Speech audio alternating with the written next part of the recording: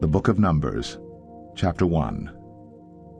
The Lord spoke to Moses in the wilderness of Sinai, in the tent of meeting, on the first day of the 2nd month, in the 2nd year after they had come out of the land of Egypt, saying, Take a census of all the congregation of the people of Israel by clans, by fathers' houses, according to the number of names, every male, head by head. From 20 years old and upward, all in Israel who are able to go to war, you and Aaron shall list them, company by company. And there shall be with you a man from each tribe, each man being the head of the house of his fathers. And these are the names of the men who shall assist you. From Reuben, Elizur, the son of Shadur. From Simeon, Shelumiel, the son of Zurishaddai. From Judah, Nahshon, the son of Amminadab. From Issachar, Nethanel, the son of Zuar. From Zebulun, Eliab, the son of Helon. From the sons of Joseph, from Ephraim, Elishama, the son of Ammihud. And from Manasseh, Gamaliel, the son of Pedazur. From Benjamin, Abidan, the son of Gideoni. From Dan, Ahiezer, the son of Ammishaddai. From Asher, Pagiel, the son of Okran. From Gad, Eliasaph, the son of Duel. From Naphtali, Ahira, the son of Enan. These were the ones chosen from the congregation, the chiefs of their ancestral tribes, the heads of the clans of Israel. Moses and Aaron took these men who had been named, and on the first day of the 2nd month they assembled the whole congregation together, who registered themselves by clans, by fathers' houses, according to the number of names, from 20 years old and upward, head by head, as the Lord commanded Moses.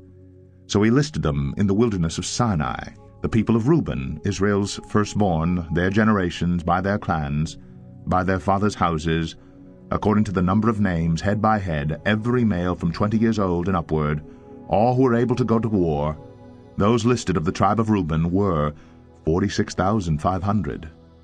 Of the people of Simeon, their generations, by their clans, by their fathers' houses, those of them who were listed, according to the number of names, head by head, every male, from 20 years old and upward, all who were able to go to war, those listed of the tribe of Simeon were 59,300. Of the people of Gad, their generations, by their clans, by their fathers' houses, according to the number of the names, from 20 years old and upward, all who were able to go to war, those listed of the tribe of Gad were 45,650. Of the people of Judah, their generations, by their clans, by their fathers' houses, according to the number of names, from 20 years old and upward, every man able to go to war, those listed of the tribe of Judah were 74,600. Of the people of Issachar, their generations, by their clans, by their fathers' houses, according to the number of names, from 20 years old and upward, every man able to go to war, those listed of the tribe of Issachar were 54,400. Of the people of Zebulun, their generations, by their clans, by their fathers' houses, according to the number of names, from 20 years old and upward, every man able to go to war, those listed of the tribe of Zebulun were 57,400. Of the people of Joseph, namely, of the people of Ephraim, their generations, by their clans, by their fathers' houses, according to the number of names, from 20 years old and upward, every man able to go to war, those listed of the tribe of Ephraim were 40,500. Of the people of Manasseh, their generations, by their clans, by their fathers' houses, according to the number of names, from 20 years old and upward, every man able to go to war, those listed of the tribe of Manasseh were 32,200. Of the people of Benjamin, their generations, by their clans, by their fathers' houses, according to the number of names, from 20 years old and upward, every man able to go to war, those listed of the tribe of Benjamin were 35,400. Of the people of Dan, their generations, by their clans, by their fathers' houses, according to the number of names, from 20 years old and upward, every man able to go to war, those listed of the tribe of Dan were 62,700. Of the people of Asher, their generations, by their clans, by their fathers' houses, according to the number of names, from 20 years old and upward, every man able to go to war, those listed of the tribe of Asher were 41,500. Of the people of Naphtali, their generations, by their clans, by their fathers' houses, according to the number of names, from 20 years old and upward, every man able to go to war, those listed of the tribe of Naphtali were 53,400.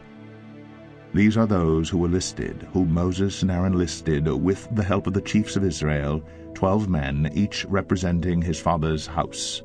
So all those listed of the people of Israel by their fathers' houses, from 20 years old and upward, every man able to go to war in Israel, all those listed were 603,550. But the Levites were not listed along with them by their ancestral tribe. For the Lord spoke to Moses, saying, Only the tribe of Levi you shall not list, and you shall not take a census of them among the people of Israel. But appoint the Levites over the tabernacle of the testimony, and over all its furnishings, and over all that belongs to it. They are to carry the tabernacle and all its furnishings, and they shall take care of it, and shall camp around the tabernacle. When the tabernacle is set out, the Levites shall take it down, and when the tabernacle is to be pitched, the Levites shall set it up. And if any outsider comes near, he shall be put to death. The people of Israel shall pitch their tents by their companies, each man in his own camp, and each man by his own standard. But the Levites shall camp around the tabernacle of the testimony, so that there may be no wrath on the congregation of the people of Israel. And the Levites shall keep guard over the tabernacle of the testimony. Thus did the people of Israel. They did according to all that the Lord commanded Moses. Numbers 2. The Lord spoke to Moses and Aaron, saying, The people of Israel shall camp, each by his own standard, with the banners of their fathers' houses. They shall camp facing the tent of meeting on every side. Those to camp on the east side toward the sunrise shall be of the standard of the camp of Judah by their companies, the chief of the people of Judah being Nahshon the son of Amminadab, his company as listed being 74,600. Those to camp next to him shall be the tribe of Issachar, the chief of the people of Issachar being Nethanel the son of Zuar, his company as listed being 54,400. Then the tribe of Zebulun, the chief of the people of Zebulun being Eliab the son of Helon, his company as listed being 57,400. All those listed of the camp of Judah by their companies were 186,400. They shall set out first on the march. On the south side shall be the standard of the camp of Reuben by their companies, the chief of the people of Reuben being Elizur the son of Shedar, his company as listed being 46,500. And those to camp next to him shall be the tribe of Simeon, the chief of the people of Simeon being Shelumiel the son of Zurishaddai, his company as listed being 59,300. Then the tribe of Gad, the chief of the people of Gad being Eliasaph the son of Ruel, his company as listed being 45,650. All those listed of the camp of Reuben by their companies were 151,450. They shall set out second. Then the tent of meeting shall set out, with the camp of the Levites in the midst of the camps. As they camp, so shall they set out, each in position, standard by standard. On the west side shall be the standard of the camp of Ephraim by their companies, the chief of the people of Ephraim being Elishama the son of Ammihud, his company as listed being 40,500, and next to him shall be the tribe of Manasseh, the chief of the people of Manasseh being Gamaliel the son of Pedazur, his company as listed being 32,200. Then the tribe of Benjamin, the chief of the people of Benjamin being Abidan the son of Gideoni, his company as listed being 35,400. All those listed of the camp of Ephraim by their companies were 108,100. They shall set out third on the march. On the north side shall be the standard of the camp of Dan by their companies, the chief of the people of Dan being Ahiezer, the son of Ammishaddai, his company as listed being 62,700. And those to camp next to him shall be the tribe of Asher, the chief of the people of Asher being Pagiel, the son of Okran, his company as listed being 41,500. Then the tribe of Naphtali, the chief of the people of Naphtali being Ahira, the son of Anan, his company as listed being 53,400. All those listed of the camp of Dan were 157,600. They shall set out last, standard by standard. These are the people of Israel, as listed by their fathers' houses. All those listed in the camps by their companies were 603,550. But the Levites were not listed among the people of Israel, as the Lord commanded Moses. Thus did the people of Israel, according to all that the Lord commanded Moses. So they camped by their standards, and so they set out, each one in his clan, according to his father's house. Numbers 3. These are the generations of Aaron and Moses at the time when the Lord spoke with Moses on Mount Sinai. These are the names of the sons of Aaron: Nadab, the firstborn, and Abihu, Eleazar, and Ithamar. These are the names of the sons of Aaron, the anointed priests, whom he ordained to serve as priests. But Nadab and Abihu died before the Lord when they offered unauthorized fire before the Lord in the wilderness of Sinai, and they had no children. So Eleazar and Ithamar served as priests in the lifetime of Aaron their father. And the Lord spoke to Moses, saying, Bring the tribe of Levi near, and set them before Aaron the priest, that they may minister to him. They shall keep guard over him, and over the whole congregation before the tent of meeting, as they minister at the tabernacle. They shall guard all the furnishings of the tent of meeting, and keep guard over the people of Israel, as they minister at the tabernacle. And you shall give the Levites to Aaron and his sons. They are wholly given to him from among the people of Israel. And you shall appoint Aaron and his sons, and they shall guard their priesthood. But if any outsider comes near, he shall be put to death. And the Lord spoke to Moses, saying, Behold, I have taken the Levites from among the people of Israel, instead of every firstborn who opens the womb among the people of Israel. The Levites shall be mine, for all the firstborn are mine.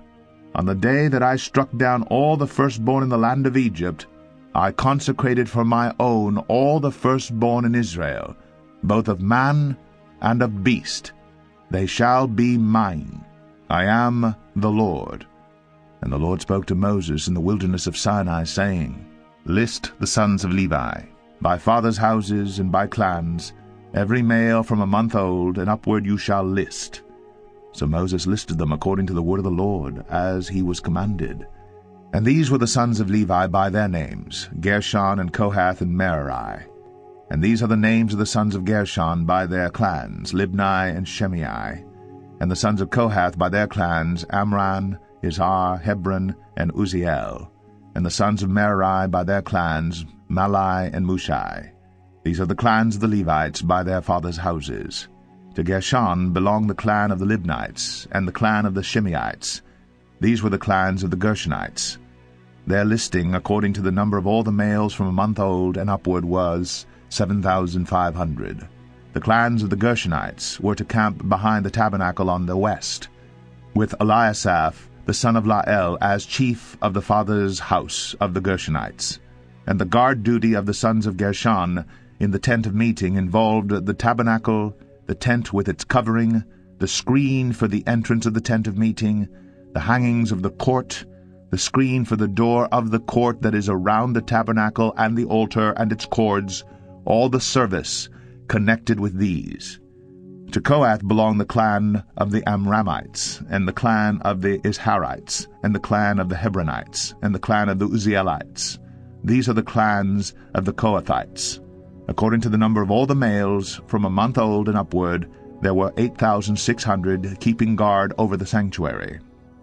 The clans of the sons of Kohath were to camp on the south side of the tabernacle, with Elizaphan the son of Uzziel as chief of the father's house of the clans of the Kohathites. And their guard duty involved the ark, the table, the lampstand, the altars, the vessels of the sanctuary with which the priests minister, and the screen, all the service connected with these. And Eleazar the son of Aaron the priest was to be chief over the chiefs of the Levites, and to have oversight of those who kept guard over the sanctuary. To Marai belonged the clan of the Malites, and the clan of the Mushites, These are the clans of Marais.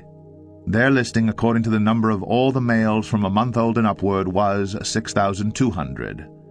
And the chief of the father's house of the clans of Marais was Zuriel, the son of Abihail. They were to camp on the north side of the tabernacle, and the appointed guard duty of the sons of Marais involved the frames of the tabernacle, the bars, the pillars, the bases, and all their accessories, all the service connected with these, also the pillars around the court, with their bases and pegs and cords. Those who were to camp before the tabernacle on the east, before the tent of meeting toward the sunrise, were Moses and Aaron and his sons guarding the sanctuary itself to protect the people of Israel, and any outsider who came near was to be put to death. All those listed among the Levites whom Moses and Aaron listed at the commandment of the Lord by clans, all the males from a month old and upward, were 22,000. And the Lord said to Moses, List all the firstborn males of the people of Israel, from a month old and upward, taking the number of their names. And you shall take the Levites for me, I am the Lord, instead of all the firstborn among the people of Israel, and the cattle of the Levites instead of all the firstborn among the cattle of the people of Israel. So Moses listed all the firstborn among the people of Israel, as the Lord commanded him. And all the firstborn males, according to the number of names, from a month old and upward, as listed, were 22,273. And the Lord spoke to Moses, saying, Take the Levites instead of all the firstborn among the people of Israel, and the cattle of the Levites instead of their cattle. The Levites shall be mine, I am the Lord. And as the redemption price for the 273 of the firstborn of the people of Israel, over and above the number of the male Levites, you shall take 5 shekels per head. You shall take them according to the shekel of the sanctuary, the shekel of 20 gerahs, and give the money to Aaron and his sons as the redemption price for those who are over. So Moses took the redemption money from those who were over and above those redeemed by the Levites. From the firstborn of the people of Israel he took the money, 1,365 shekels, by the shekel of the sanctuary. And Moses gave the redemption money to Aaron and his sons, according to the word of the Lord, as the Lord commanded Moses. Numbers 4. The Lord spoke to Moses and Aaron, saying, Take a census of the sons of Koat from among the sons of Levi, by their clans and their fathers' houses, from 30 years old up to 50 years old, all who can come on duty to do the work in the tent of meeting. This is the service of the sons of Koat in the tent of meeting, the most holy things. When the camp is to set out, Aaron and his son shall go in and take down the veil of the screen, and cover the ark of the testimony with it.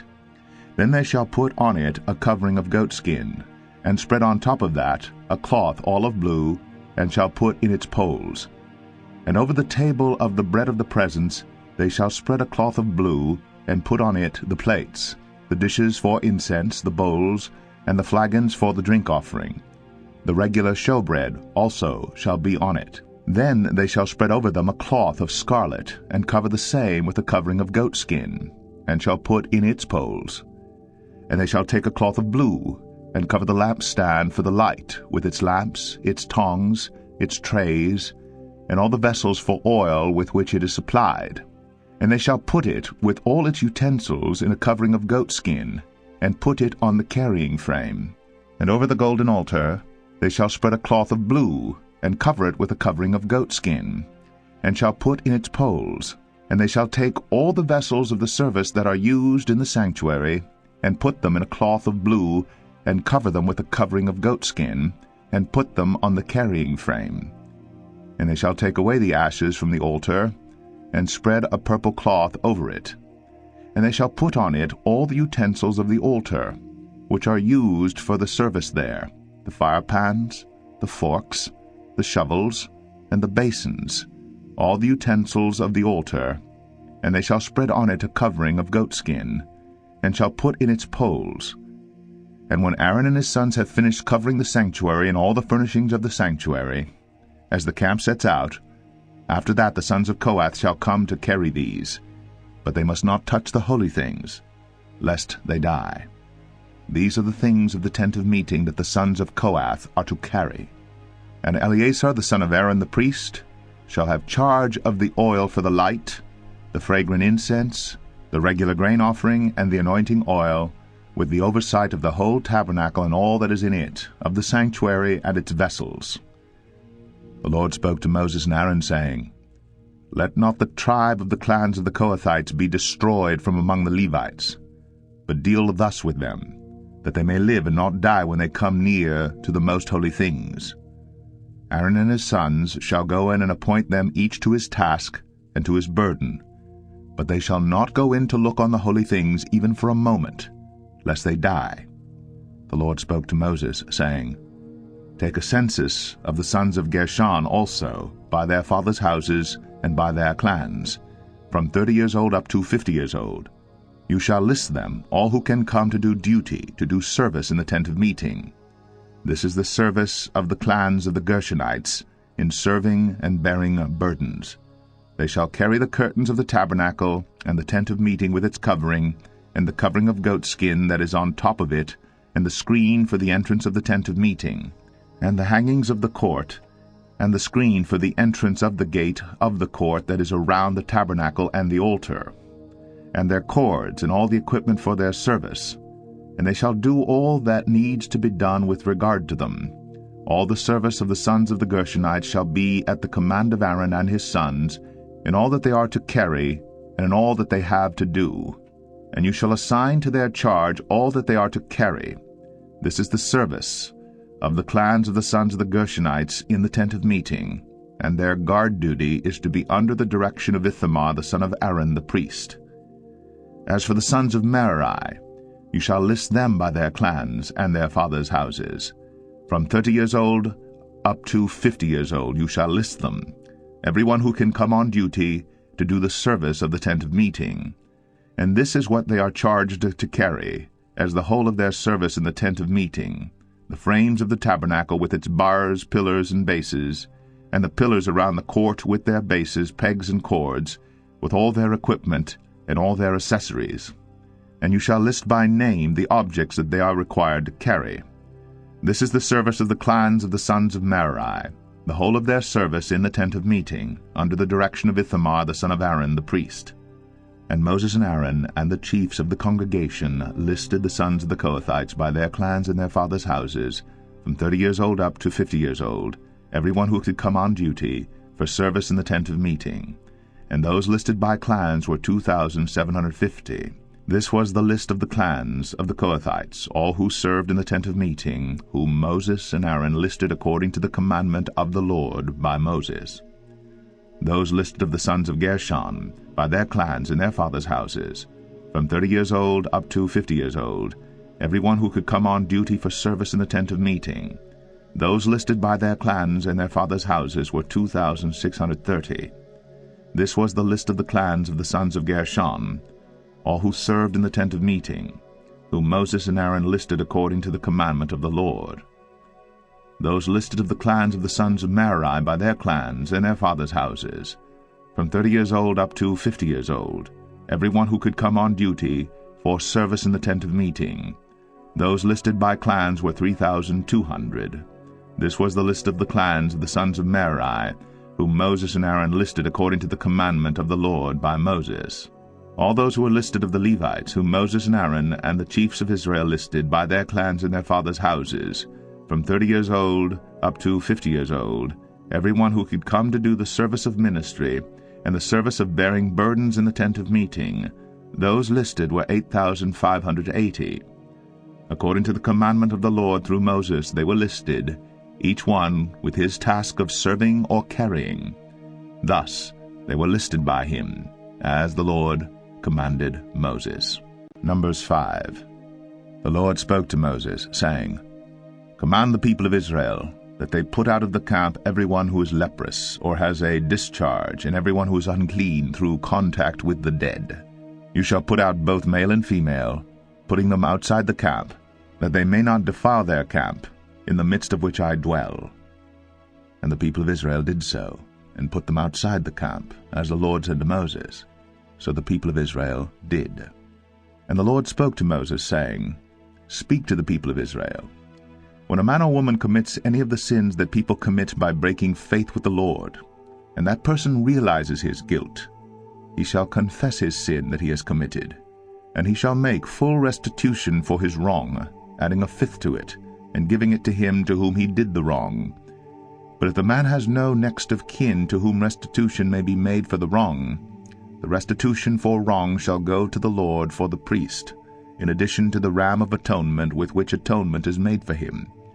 And every contribution, all the holy donations of the people of Israel, which they bring to the priest, shall be his. Each one shall keep his holy donations. Whatever anyone gives to the priest shall be his. And the Lord spoke to Moses, saying, Speak to the people of Israel.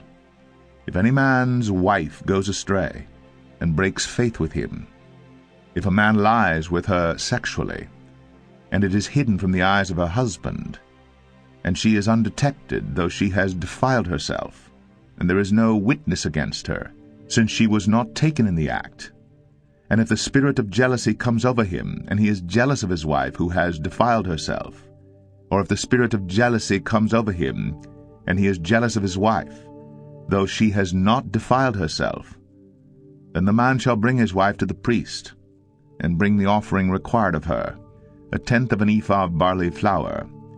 He shall pour no oil on it, and put no frankincense on it, for it is a grain offering of jealousy, a grain offering of remembrance, bringing iniquity to remembrance.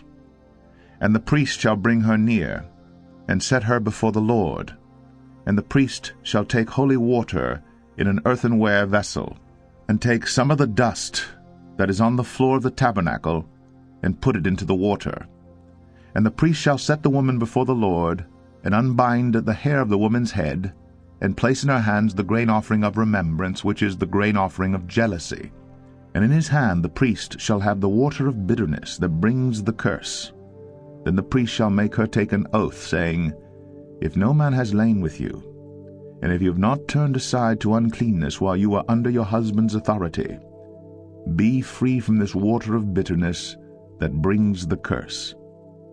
But if you have gone astray, though you are under your husband's authority, and if you have defiled yourself, and some man other than your husband has lain with you, then let the priest make the woman take the oath of the curse, and say to the woman, The Lord make you a curse, and an oath among your people, when the Lord makes your thigh fall away and your body swell. May this water that brings the curse pass into your bowels, and make your womb swell, and your thigh fall away. And the woman shall say, Amen, Amen. Then the priest shall write these curses in a book, and wash them off into the water of bitterness. And he shall make the woman drink the water of bitterness that brings the curse, and the water that brings the curse shall enter into her, and cause bitter pain. And the priest shall take the grain offering of jealousy out of the woman's hand, and shall wave the grain offering before the Lord, and bring it to the altar. And the priest shall take a handful of the grain offering as its memorial portion, and burn it on the altar, and afterward shall make the woman drink the water. And when he has made her drink the water, then, if she has defiled herself and has broken faith with her husband, the water that brings the curse shall enter into her, and cause bitter pain, and her womb shall swell, and her thighs shall fall away, and the woman shall become a curse among her people. But if the woman has not defiled herself, and is clean, then she shall be free, and shall conceive children. This is the law in cases of jealousy, when a wife, though under her husband's authority, goes astray and defiles herself, or when the spirit of jealousy comes over a man, and he is jealous of his wife. Then he shall set the woman before the Lord, and the priest shall carry out for her all this law. The man shall be free from iniquity, but the woman shall bear her iniquity. Numbers 6. And the Lord spoke to Moses, saying, Speak to the people of Israel, and say to them, When either a man or a woman makes a special vow, the vow of a Nazirite, to separate himself to the Lord, He shall separate himself from wine and strong drink. He shall drink no vinegar made from wine or strong drink, and shall not drink any juice of grapes or eat grapes fresh or dried. All the days of his separation he shall eat nothing that is produced by the grapevine, not even the seeds or the skins. All the days of his vow of separation no razor shall touch his head, until the time is completed for which he separates himself to the Lord. He shall be holy. He shall let the locks of hair of his head grow long. All the days that he separates himself to the Lord, he shall not go near a dead body, not even for his father or for his mother, for brother or sister. If they die, shall he make himself unclean, because his separation to God is on his head. All the days of his separation he is holy to the Lord. And if any man dies very suddenly beside him, and he defiles his consecrated head, then he shall shave his head on the day of his cleansing. On the 7th day he shall shave it. On the 8th day he shall bring 2 turtle doves or 2 pigeons to the priest to the entrance of the tent of meeting. And the priest shall offer one for a sin offering, and the other for a burnt offering, and make atonement for him, because he sinned by reason of the dead body. And he shall consecrate his head that same day, and separate himself to the Lord for the days of his separation, and bring a male lamb a year old for a guilt offering. But the previous period shall be void, because his separation was defiled. And this is the law for the Nazirite. When the time of his separation has been completed, he shall be brought to the entrance of the tent of meeting, and he shall bring his gift to the Lord, 1 male lamb a year old without blemish for a burnt offering, and 1 ewe lamb a year old without blemish as a sin offering, and 1 ram without blemish as a peace offering, and a basket of unleavened bread, loaves of fine flour mixed with oil, and unleavened wafers smeared with oil, and their grain offering and their drink offerings. And the priest shall bring them before the Lord, and offer his sin offering and his burnt offering. And he shall offer the ram as a sacrifice of peace offering to the Lord, with the basket of unleavened bread. The priest shall offer also its grain offering and its drink offering. And the Nazirite shall shave his consecrated head at the entrance of the tent of meeting, and shall take the hair from his consecrated head, and put it on the fire that is under the sacrifice of the peace offering.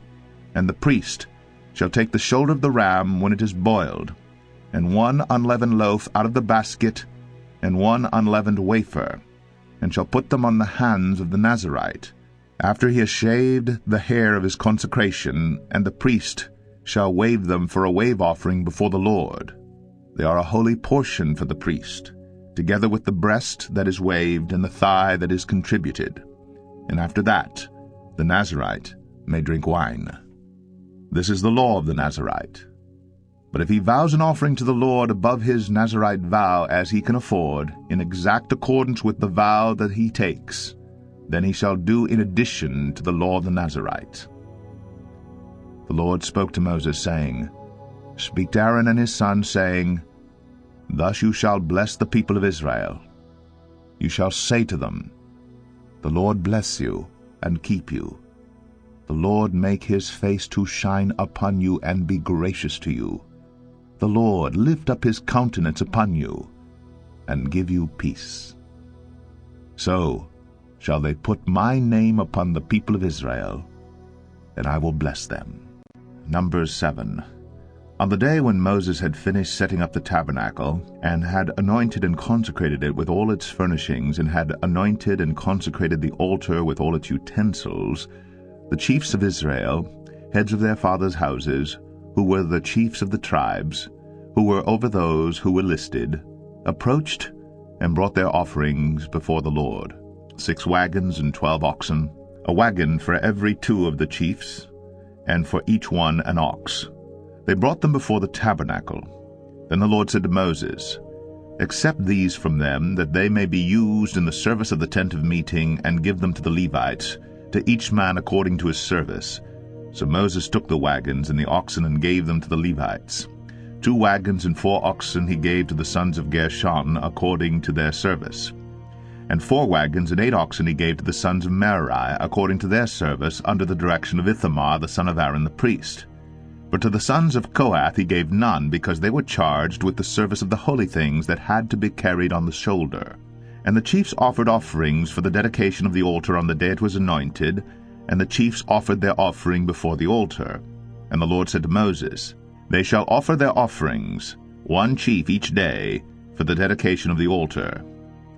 He who offered his offering the first day was Nahshon the son of Amminadab of the tribe of Judah, and his offering was 1 silver plate, whose weight was 130 shekels, 1 silver basin of 70 shekels, according to the shekel of the sanctuary, both of them full of fine flour, mixed with oil, for a grain offering, 1 golden dish of 10 shekels full of incense, 1 bull from the herd, 1 ram, 1 male lamb a year old for a burnt offering, 1 male goat for a sin offering, and for the sacrifice of peace offerings 2 oxen, 5 rams, 5 male goats, and 5 male lambs a year old. This was the offering of Nahshon the son of Amminadab. On the second day Nethanel the son of Zuar, the chief of Issachar, made an offering. He offered for his offering 1 silver plate, whose weight was 130 shekels, 1 silver basin of 70 shekels, according to the shekel of the sanctuary, both of them full of fine flour mixed with oil for a grain offering, 1 golden dish of 10 shekels full of incense, 1 bull from the herd, 1 ram, 1 male lamb a year old for a burnt offering, 1 male goat for a sin offering, and for the sacrifice of peace offerings 2 oxen, 5 rams, 5 male goats, and 5 male lambs a year old. This was the offering of Nethanel the son of Zuar.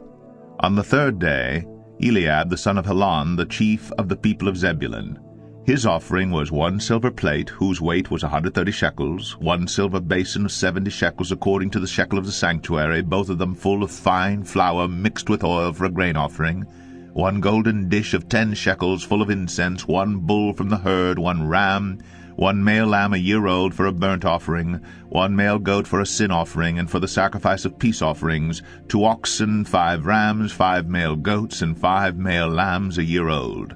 This was the offering of Eliab the son of Helon. On the fourth day Eliezer the son of Shedeur, the chief of the people of Reuben, his offering was 1 silver plate, whose weight was 130 shekels, 1 silver basin of 70 shekels, according to the shekel of the sanctuary, both of them full of fine flour mixed with oil for a grain offering, 1 golden dish of 10 shekels full of incense, 1 bull from the herd, 1 ram, 1 male lamb a year old for a burnt offering, 1 male goat for a sin offering, and for the sacrifice of peace offerings 2 oxen, 5 rams, 5 male goats, and 5 male lambs a year old. This was the offering of Eliezer the son of Shedeur.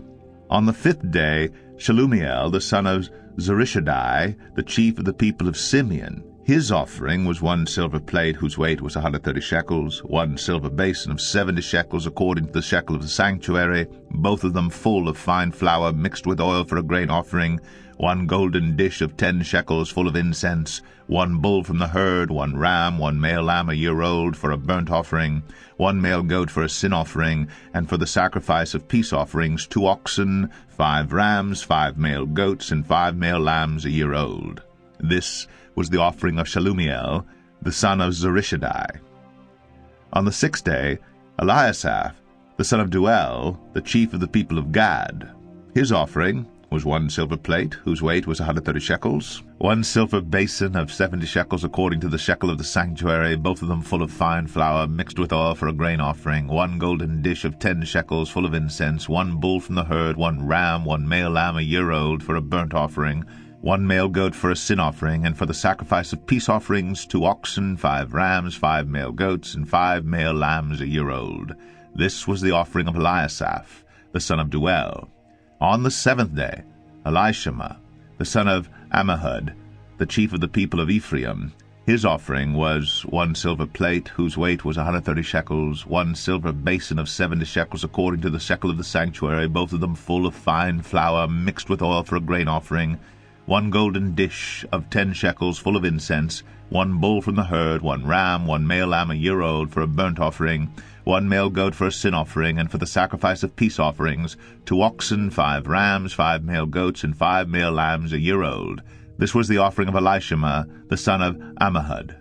On the eighth day Gamaliel, the son of Pedazur, the chief of the people of Manasseh, His offering was 1 silver plate whose weight was 130 shekels, 1 silver basin of 70 shekels according to the shekel of the sanctuary, both of them full of fine flour mixed with oil for a grain offering, 1 golden dish of 10 shekels full of incense, 1 bull from the herd, 1 ram, 1 male lamb a year old for a burnt offering, 1 male goat for a sin offering, and for the sacrifice of peace offerings, 2 oxen, 5 rams, 5 male goats, and 5 male lambs a year old.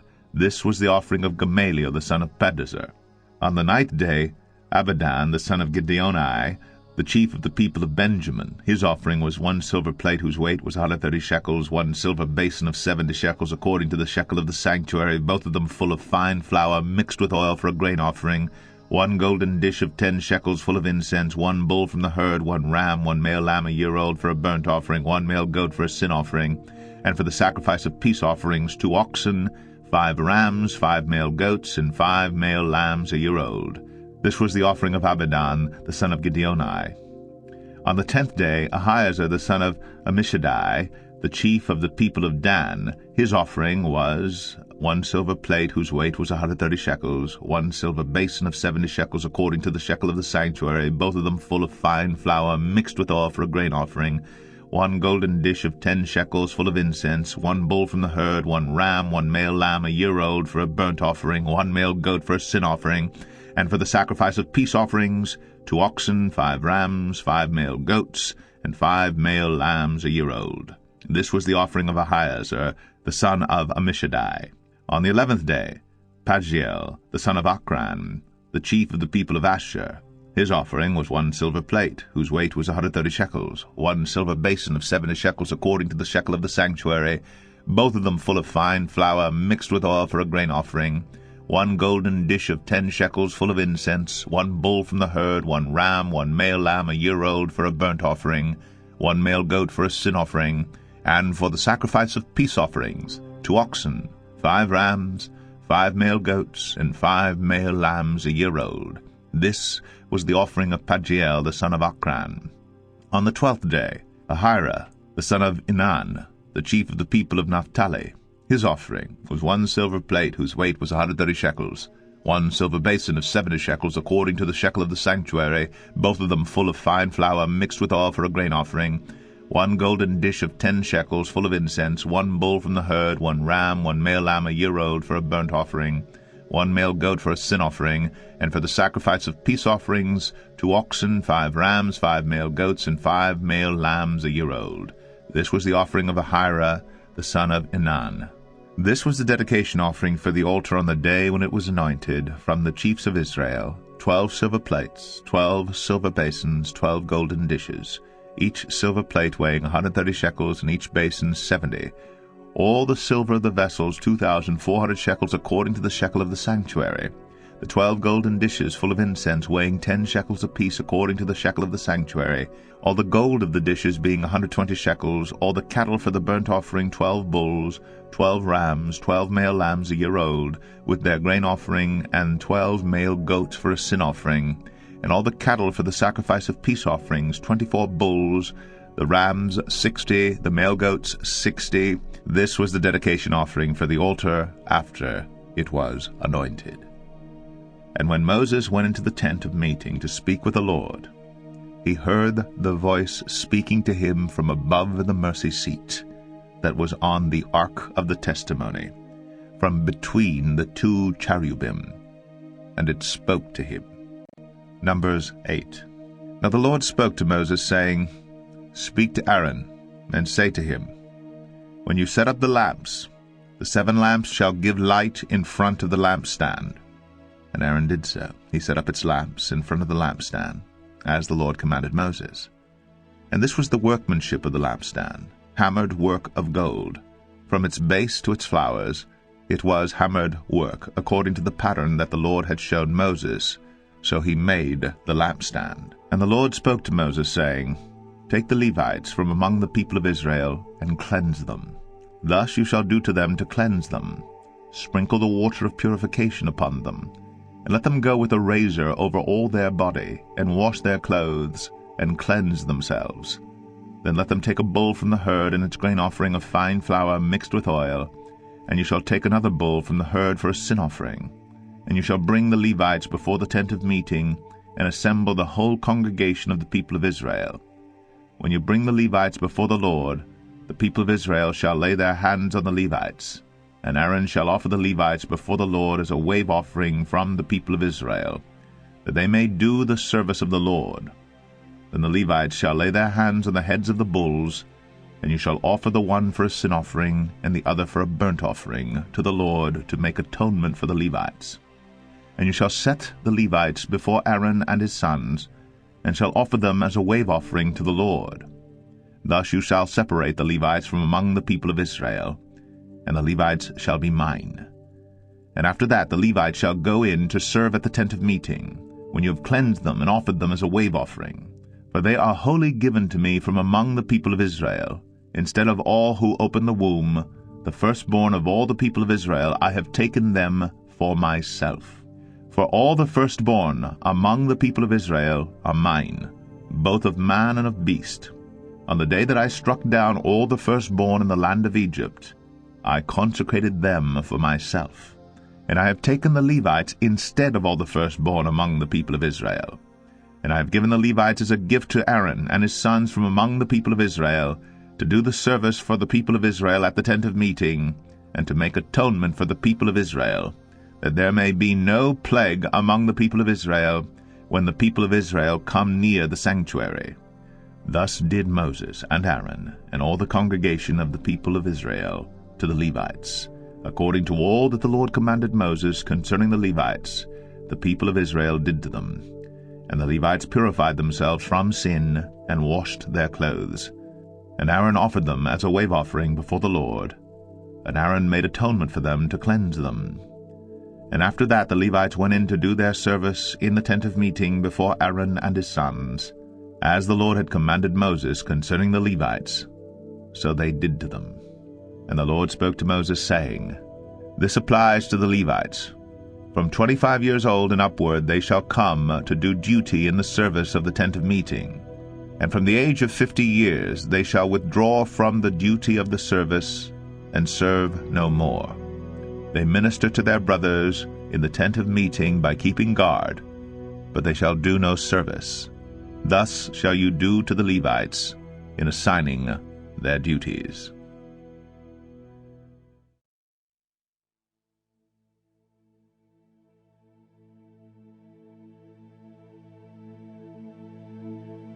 Numbers 9. And the Lord spoke to Moses in the wilderness of Sinai, in the first month of the second year, after they had come out of the land of Egypt, saying, Let the people of Israel keep the Passover at its appointed time.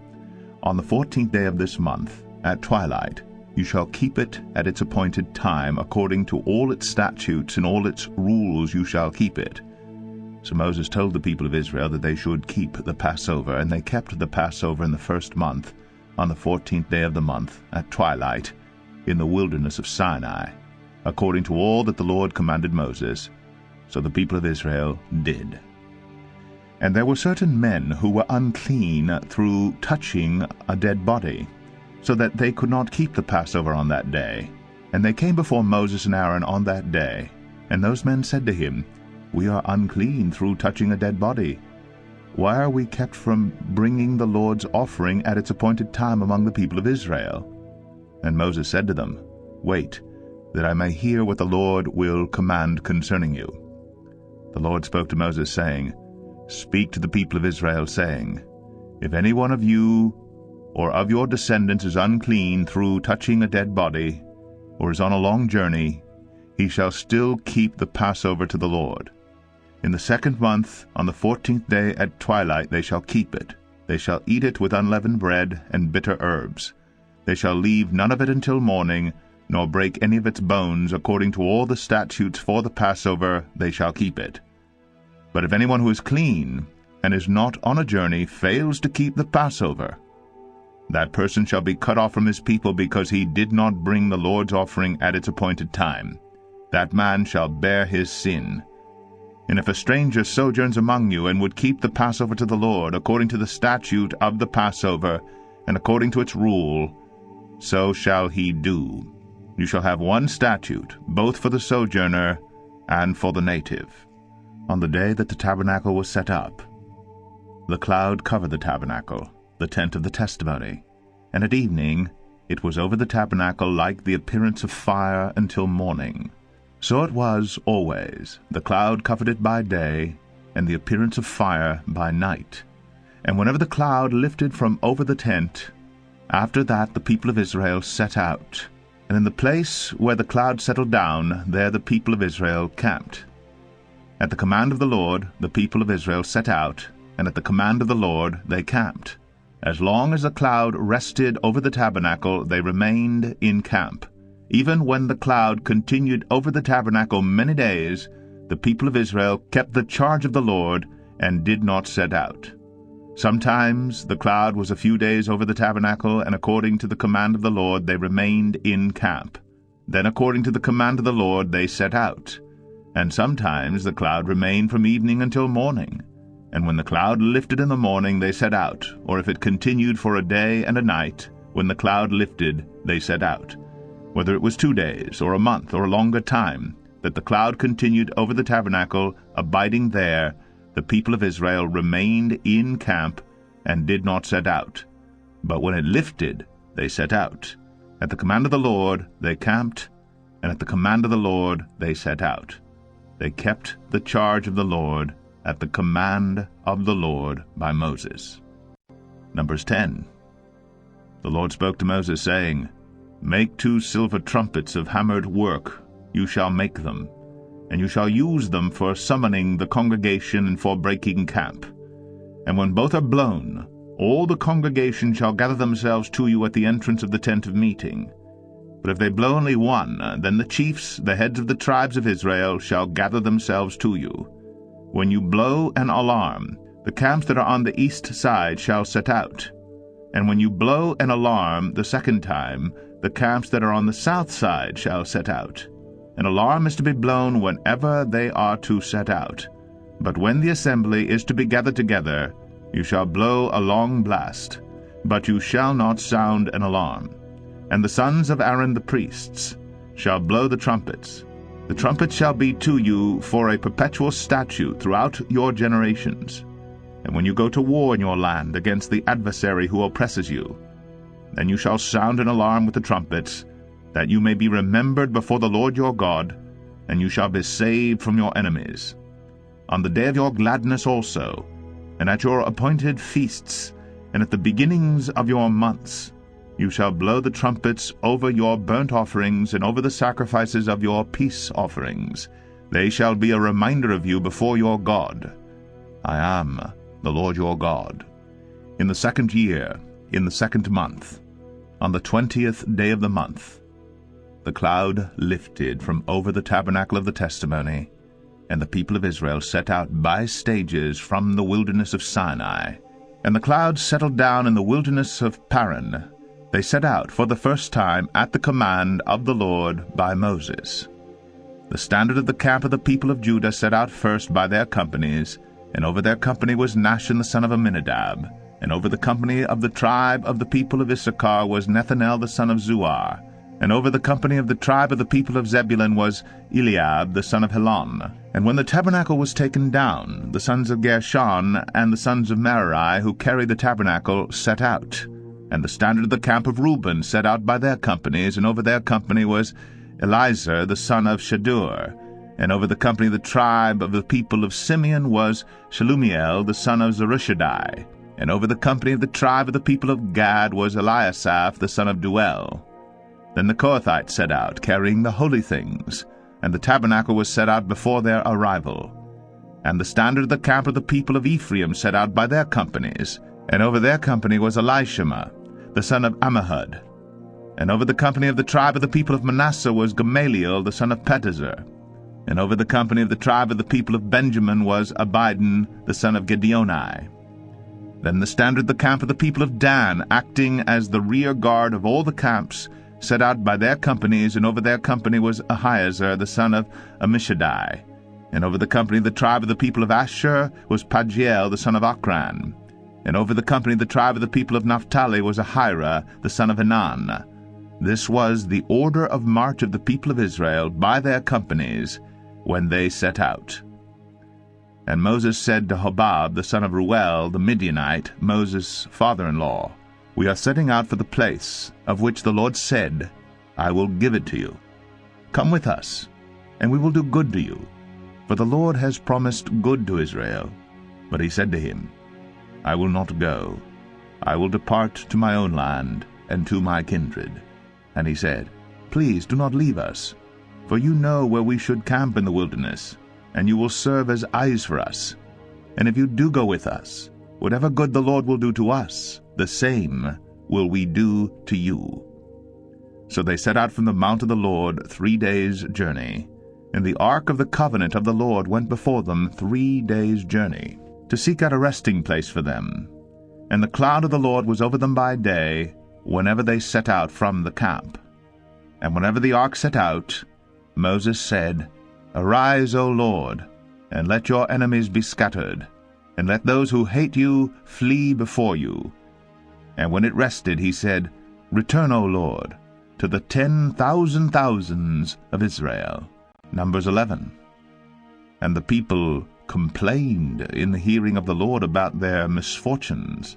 And when the Lord heard it, his anger was kindled, and the fire of the Lord burned among them, and consumed some outlying parts of the camp.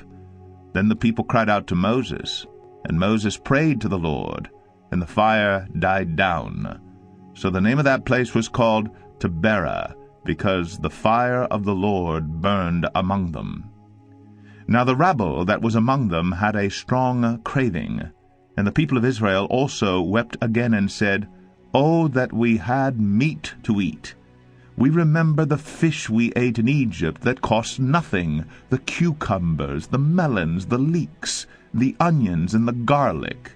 But now our strength is dried up, and there's nothing at all but this manna to look at.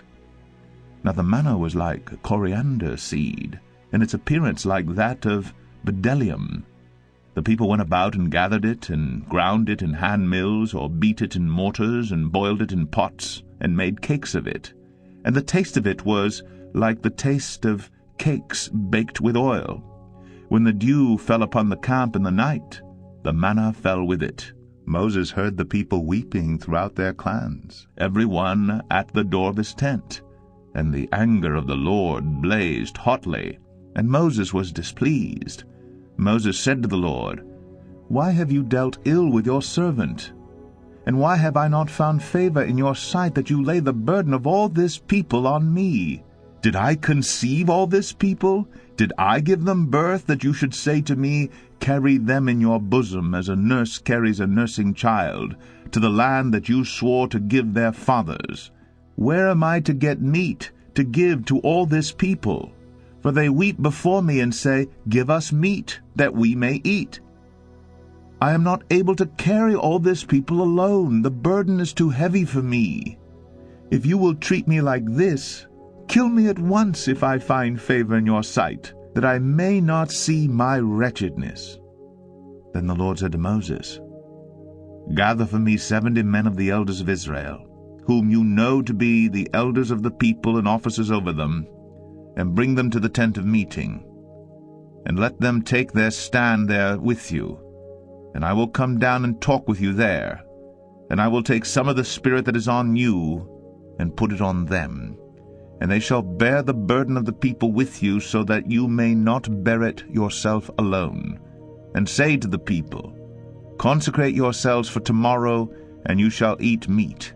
For you have wept in the hearing of the Lord, saying, Who will give us meat to eat? For it was better for us in Egypt. Therefore the Lord will give you meat, and you shall eat. You shall not eat just 1 day, or 2 days, or 5 days, or 10 days, or 20 days, but a whole month, until it comes out of your nostrils and becomes loathsome to you, because you have rejected the Lord who is among you, and have wept before him, saying, Why did we come out of Egypt? But Moses said, The people among whom I am number 600,000 on foot, and you have said, I will give them meat, that they may eat a whole month? Shall flocks and herds be slaughtered for them, and be enough for them? Or shall all the fish of the sea be gathered together for them, and be enough for them? And the Lord said to Moses, Is the Lord's hand shortened? Now you shall see whether my word will come true for you or not. So Moses went out and told the people the words of the Lord, and he gathered 70 men of the elders and of the people and placed them around the tent. Then the Lord came down in the cloud and spoke to him, and took some of the Spirit that was on him and put it on the 70 elders. And as soon as the Spirit rested on them, they prophesied, but they did not continue doing it. Now 2 men remained in the camp, one named Eldad, and the other named Medad, and the Spirit rested on them. They were among those registered, but they had not gone out to the tent, and so they prophesied in the camp. And a young man ran and told Moses, Eldad and Medad are prophesying in the camp. And Joshua the son of Nun, the assistant of Moses from his youth, said, My lord Moses, stop them. But Moses said to him, Are you jealous for my sake? Would that all the Lord's people were prophets, that the Lord would put his Spirit on them. And Moses and the elders of Israel returned to the camp. Then a wind from the Lord sprang up, and it brought quail from the sea, and let them fall beside the camp, about a day's journey on this side, and a day's journey on the other side around the camp, and about 2 cubits above the ground. And the people rose all that day, and all night, and all the next day, and gathered the quail. Those who gathered least gathered 10 homers, and they spread them out for themselves all around the camp. While the meat was yet between their teeth before it was consumed, the anger of the Lord was kindled against the people, and the Lord struck down the people with a very great plague. Therefore the name of that place was called Kibroth Hattaavah, because there they buried the people who had the craving. From Kibroth Hattaavah the people journeyed to Hazroth, and they remained at Hazroth. Numbers 12. Miriam and Aaron spoke against Moses because of the Cushite woman whom he had married, for he had married a Cushite woman. And they said, Has the Lord indeed spoken only through Moses? Has he not spoken through us also? And the Lord heard it. Now the man Moses was very meek, more than all people who were on the face of the earth. And suddenly the Lord said to Moses and to Aaron and Miriam, Come out, you 3, to the tent of meeting. And the 3 of them came out. And the Lord came down in a pillar of cloud, and stood at the entrance of the tent, and called Aaron and Miriam, and they both came forward. And he said, Hear my words. If there is a prophet among you, I, the Lord, make myself known to him in a vision. I speak with him in a dream. Not so with my servant Moses. He is faithful in all my house. With him I speak mouth to mouth, clearly, and not in riddles, and he beholds the form of the Lord. Why then were you not afraid to speak against my servant Moses? And the anger of the Lord was kindled against them, and he departed. When the cloud removed from over the tent, behold, Miriam was leprous like snow. And Aaron turned toward Miriam, and behold, she was leprous. And Aaron said to Moses, O my Lord, do not punish us, because we have done foolishly and have sinned. Let her not be as one dead, whose flesh is half eaten away when he comes out of his mother's womb. And Moses cried to the Lord, O God, please heal her, please. But the Lord said to Moses, If her father had but spit in her face, should she not be shamed 7 days? Let her be shut outside the camp 7 days, and after that she may be brought in again. So Miriam was shut outside the camp 7 days, and the people did not set out on the march till Miriam was brought in again. After that the people set out from Hazroth and camped in the wilderness of Paran. Numbers 13. The Lord spoke to Moses, saying, Send men to spy out the land of Canaan, which I am giving to the people of Israel. From each tribe of their fathers you shall send a man, every one a chief among them. So Moses sent them from the wilderness of Paran, according to the command of the Lord, all of them men who were heads of the people of Israel. And these were their names. From the tribe of Reuben, Shammua the son of Zakur. From the tribe of Simeon, Shaphat the son of Ori. From the tribe of Judah, Caleb the son of Jephunneh. From the tribe of Issachar, Igal the son of Joseph. From the tribe of Ephraim, Hoshea the son of Nun. From the tribe of Benjamin, Paltai the son of Raphu. From the tribe of Zebulun, Gadiel the son of Sadai. From the tribe of Joseph, that is, from the tribe of Manasseh, Gaddai the son of Susai. From the tribe of Dan, Amiel the son of Gamaliel. From the tribe of Asher, Sethur the son of Michael. From the tribe of Naphtali, Nabai the son of Vapsai. From the tribe of Gad, Guel the son of Machi. These were the names of the men whom Moses sent to spy out the land. And Moses called Hoshea the son of Nun, Joshua.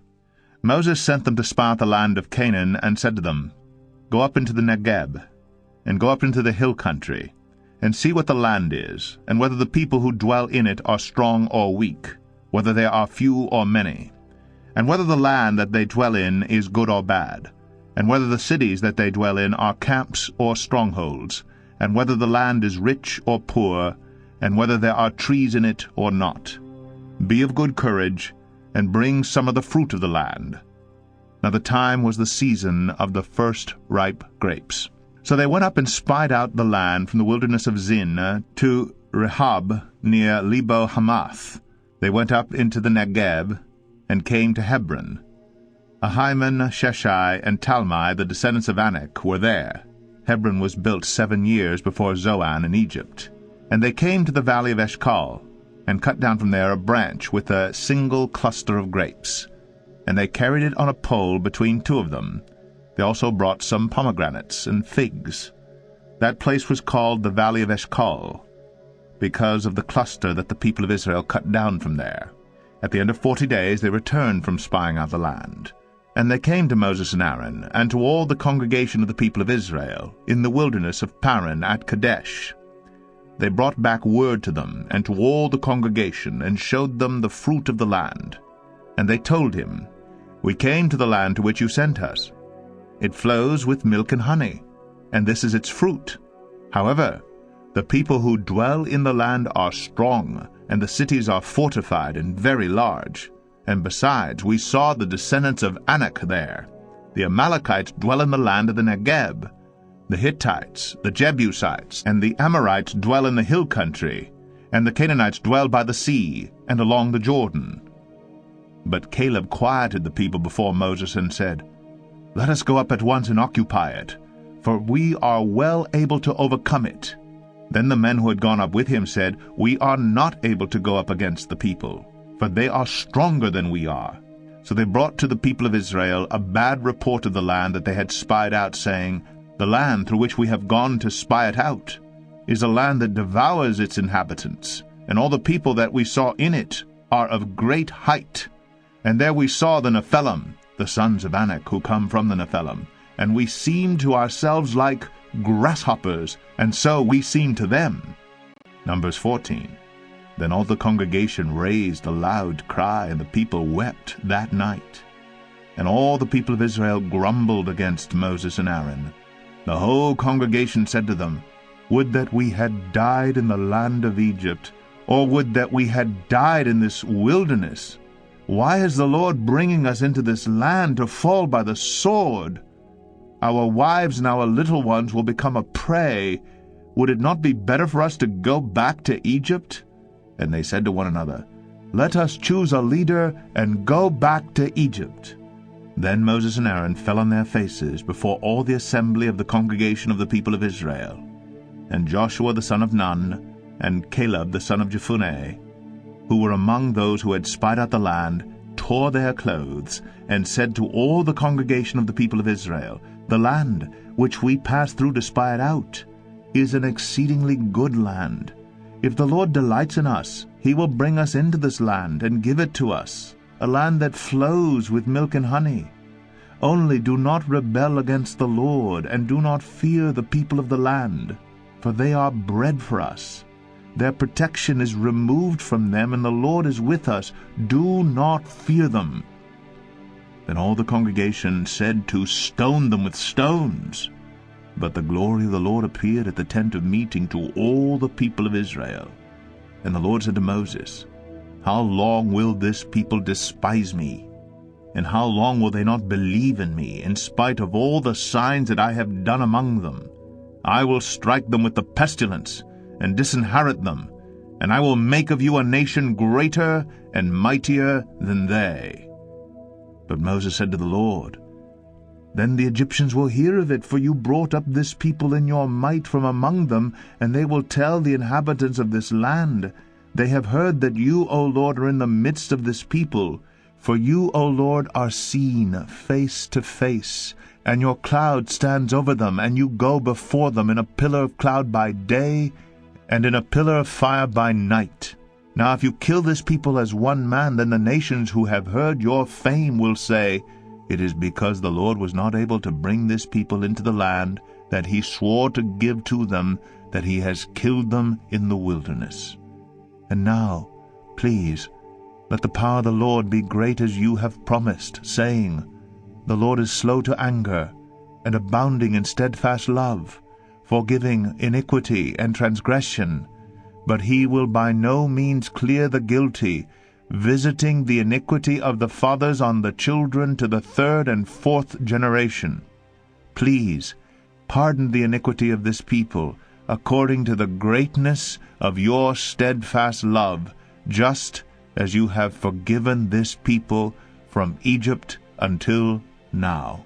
Then the Lord said, I have pardoned according to your word.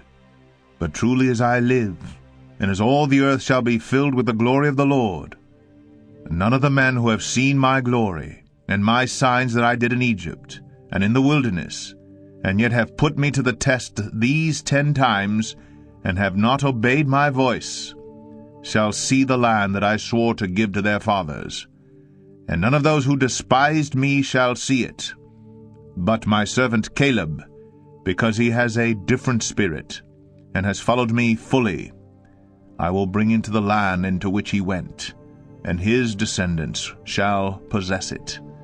Now, since the Amalekites and the Canaanites dwell in the valleys, turn tomorrow, and set out for the wilderness by the way to the Red Sea. And the Lord spoke to Moses and to Aaron, saying, How long shall this wicked congregation grumble against me? I have heard the grumblings of the people of Israel, which they grumble against me. Say to them, As I live, declares the Lord, what you have said in my hearing, I will do to you. Your dead bodies shall fall in this wilderness, and of all your number, listed in the census from 20 years old and upward, who have grumbled against me, not one shall come into the land where I swore that I would make you dwell, except Caleb the son of Jephunneh, and Joshua the son of Nun. But your little ones, who you said would become a prey, I will bring in, and they shall know the land that you have rejected.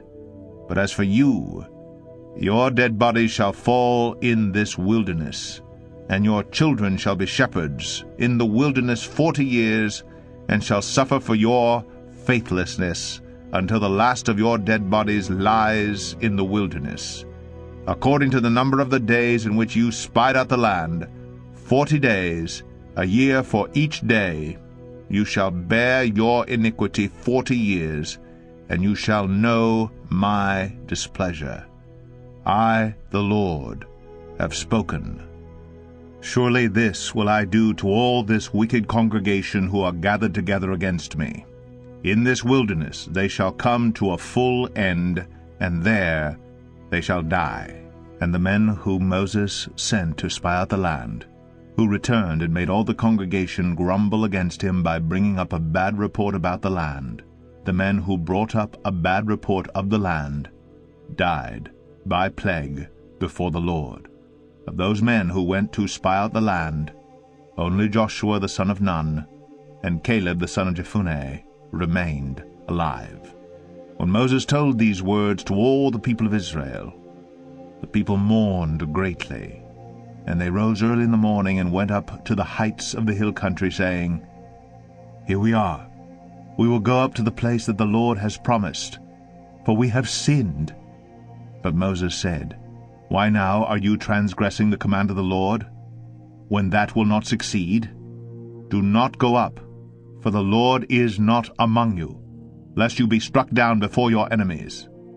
For there the Amalekites and the Canaanites are facing you, and you shall fall by the sword. Because you have turned back from following the Lord will not be with you.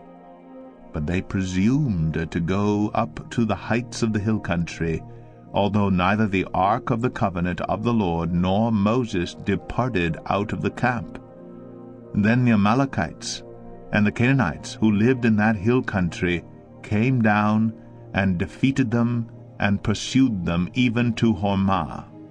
Numbers 15.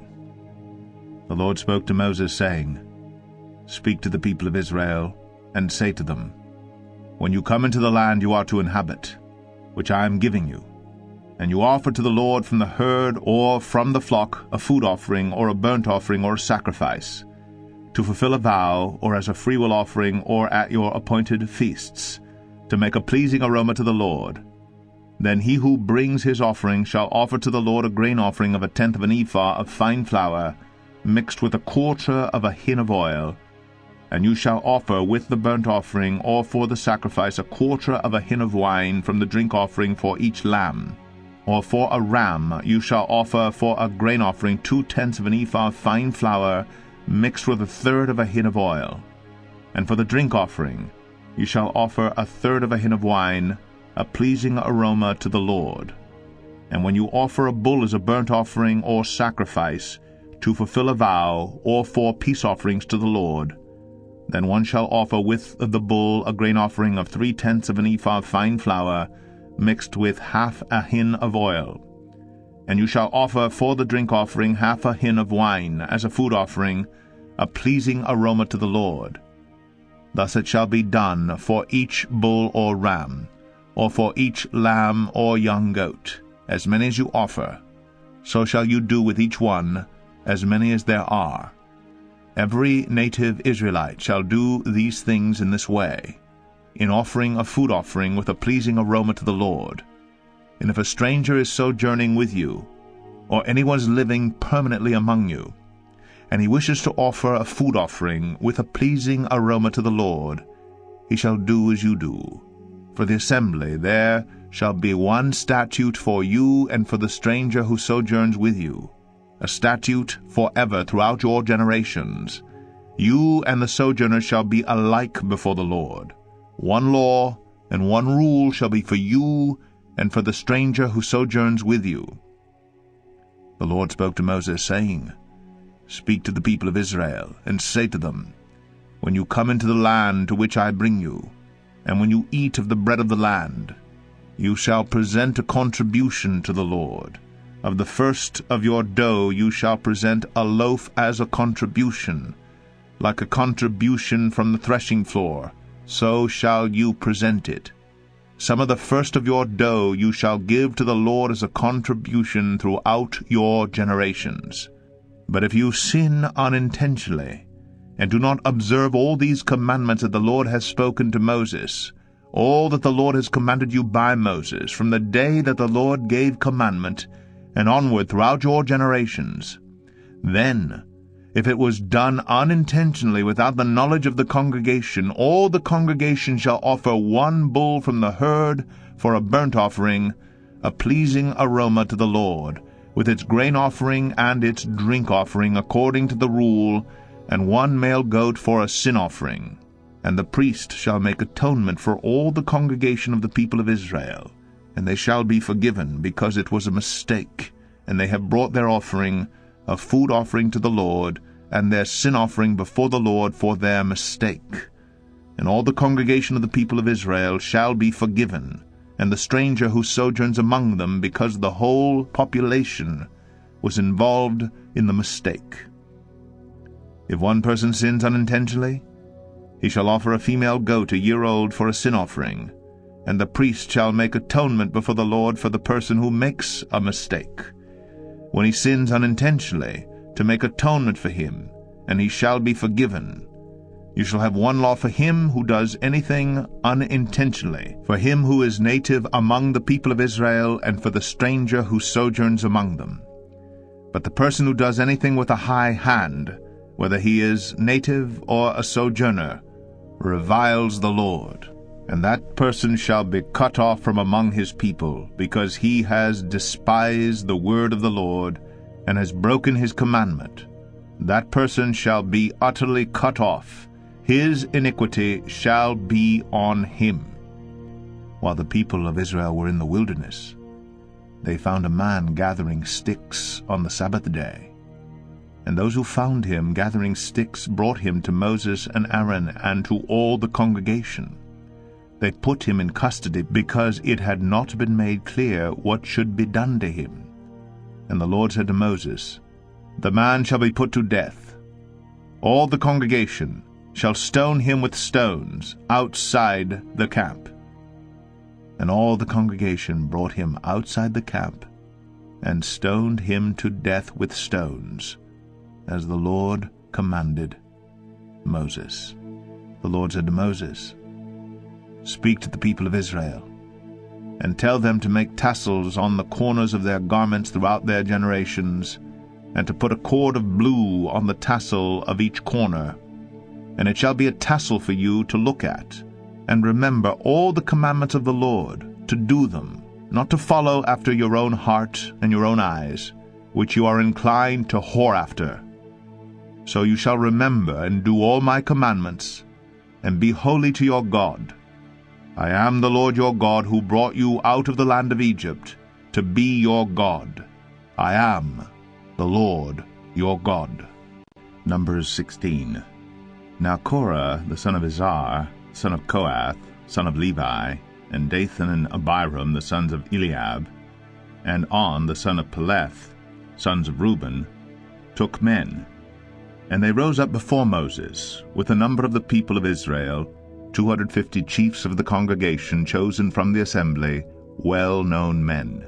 They assembled themselves together against Moses and against Aaron, and said to them, "You have gone too far. For all in the congregation are holy, every one of them, and the Lord is among them. Why then do you exalt yourselves above the assembly of the Lord?" When Moses heard it, he fell on his face, and he said to Korah and all his company, "In the morning the Lord will show who is his, and who is holy, and will bring him near to him. The one whom he chooses he will bring near to him. Do this, take censers, Korah and all his company, put fire in them, and put incense on them before the Lord tomorrow, and the man whom the Lord chooses shall be the Holy One. You have gone too far, sons of Levi." And Moses said to Korah, "Hear now, you sons of Levi. Is it too small a thing for you that the God of Israel has separated you from the congregation of Israel to bring you near to himself, to do service in the tabernacle of the Lord, and to stand before the congregation to minister to them, and that he has brought you near him, and all your brothers the sons of Levi with you? And would you seek the priesthood also? Therefore it is against the Lord that you and all your company have gathered together. What is Aaron, that you grumble against him?" And Moses sent to call Dathan and Abiram, the sons of Eliab, and they said, "We will not come up. Is it a small thing that you have brought us up out of a land flowing with milk and honey, to kill us in the wilderness, that you must also make yourself a prince over us? Moreover, you have not brought us into a land flowing with milk and honey, nor given us inheritance of fields and vineyards. Will you put out the eyes of these men? We will not come up." And Moses was very angry, and said to the Lord, "Do not respect their offering. I have not taken one donkey from them, and I have not harmed one of them." And Moses said to Korah, "Be present, you and all your company, before the Lord, you and they and Aaron tomorrow. And let every one of you take his censer and put incense on it, and every one of you bring before the Lord his censer, 250 censers, you also, and Aaron, each his censer." So every man took his censer, and put fire in them, and laid incense on them, and stood at the entrance of the tent of meeting with Moses and Aaron. Then Korah assembled all the congregation against them at the entrance of the tent of meeting. And the glory of the Lord appeared to all the congregation. And the Lord spoke to Moses and to Aaron, saying, Separate yourselves from among this congregation, that I may consume them in a moment. And they fell on their faces and said, O God, the God of the spirits of all flesh, shall one man sin? And will you be angry with all the congregation? And the Lord spoke to Moses, saying, Say to the congregation, Get away from the dwelling of Korah, Dathan, and Abiram. Then Moses rose and went to Dathan and Abiram, and the elders of Israel followed him. And he spoke to the congregation, saying, Depart, please, from the tent of these wicked men, and touch nothing of theirs, lest you be swept away with all their sins. So they got away from the dwelling of Korah, Dathan, and Abiram. And Dathan and Abiram came out and stood at the door of their tents, together with their wives, their sons, and their little ones. And Moses said, Hereby you shall know that the Lord has sent me to do all these works, and that it has not been of my own accord. If these men die as all men die, or if they are visited by the fate of all mankind, then the Lord has not sent me. But if the Lord creates something new, and the ground opens its mouth, and swallows them up, with all that belongs to them, and they go down alive into Sheol, then you shall know that these men have despised the Lord. And as soon as he had finished speaking all these words, the ground under them split apart, and the earth opened its mouth, and swallowed them up, with their households, and all the people who belonged to Korah and all their goods. So they and all that belonged to them went down alive into Sheol, and the earth closed over them, and they perished from the midst of the assembly. And all Israel who were around them fled at their cry, for they said, Lest the earth swallow us up. And fire came out from the Lord, and consumed the 250 men offering the incense. Then the Lord spoke to Moses, saying, Tell Eleazar the son of Aaron the priest to take up the censers out of the blaze. Then scatter the fire far and wide, for they have become holy. As for the censers of these men who have sinned at the cost of their lives, let them be made into hammered plates as a covering for the altar, for they offered them before the Lord, and they became holy. Thus they shall be a sign to the people of Israel. So Eleazar the priest took the bronze censers which those who were burned had offered, and they were hammered out as a covering for the altar, to be a reminder to the people of Israel, so that no outsider who is not of the descendants of Aaron should draw near to burn incense before the Lord, lest he become like Korah and his company, as the Lord said to him through Moses.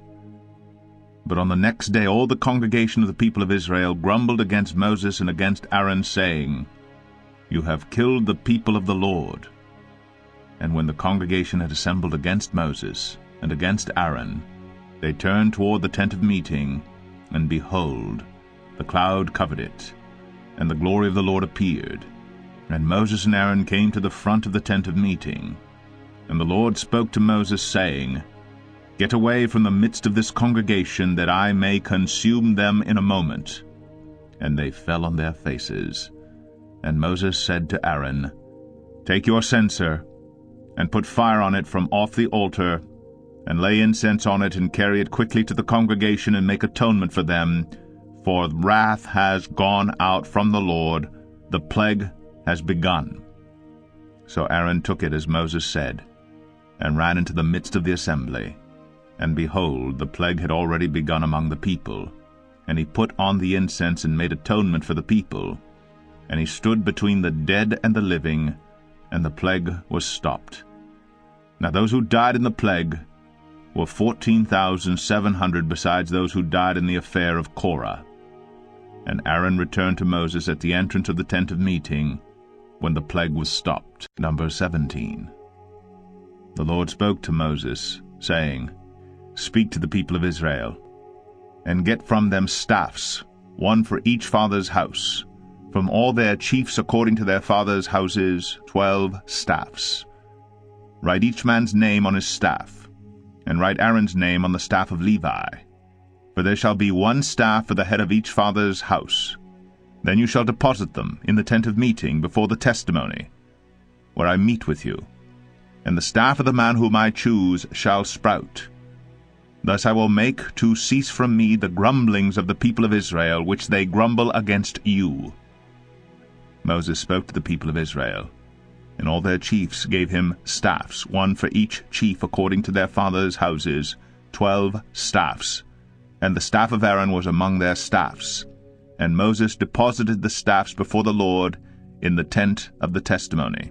On the next day Moses went into the tent of the testimony, and behold, the staff of Aaron for the house of Levi had sprouted, and put forth buds, and produced blossoms, and it bore ripe almonds. Then Moses brought out all the staffs from before the Lord to all the people of Israel, and they looked, and each man took his staff. And the Lord said to Moses, Put back the staff of Aaron before the testimony to be kept as a sign for the rebels, that you may make an end of their grumblings against me, lest they die. Thus did Moses. As the Lord commanded him, so he did. And the people of Israel said to Moses, Behold, we perish, we are undone, we are all undone. Everyone who comes near to the tabernacle of the Lord, shall die. Are we all to perish? Numbers 18. So the Lord said to Aaron, You and your sons and your father's house with you shall bear iniquity connected with the sanctuary, and you and your sons with you shall bear iniquity connected with your priesthood. And with you bring your brothers also, the tribe of Levi, the tribe of your father, that they may join you and minister to you while you and your sons with you are before the tent of the testimony. They shall keep guard over you and over the whole tent, but shall not come near to the vessels of the sanctuary or to the altar, lest they and you die. They shall join you and keep guard over the tent of meeting for all the service of the tent, and no outsider shall come near you. And you shall keep guard over the sanctuary and over the altar, that there may never again be wrath on the people of Israel. And behold, I have taken your brothers the Levites from among the people of Israel.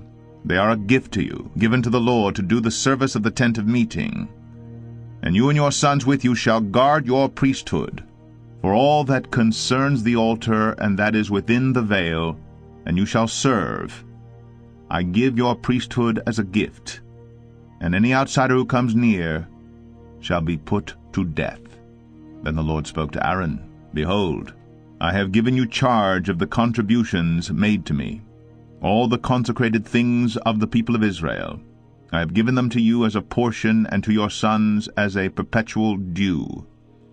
This shall be yours of the most holy things, reserved from the fire, every offering of theirs, every grain offering of theirs, and every sin offering of theirs, and every guilt offering of theirs, which they render to me, shall be most holy to you and to your sons.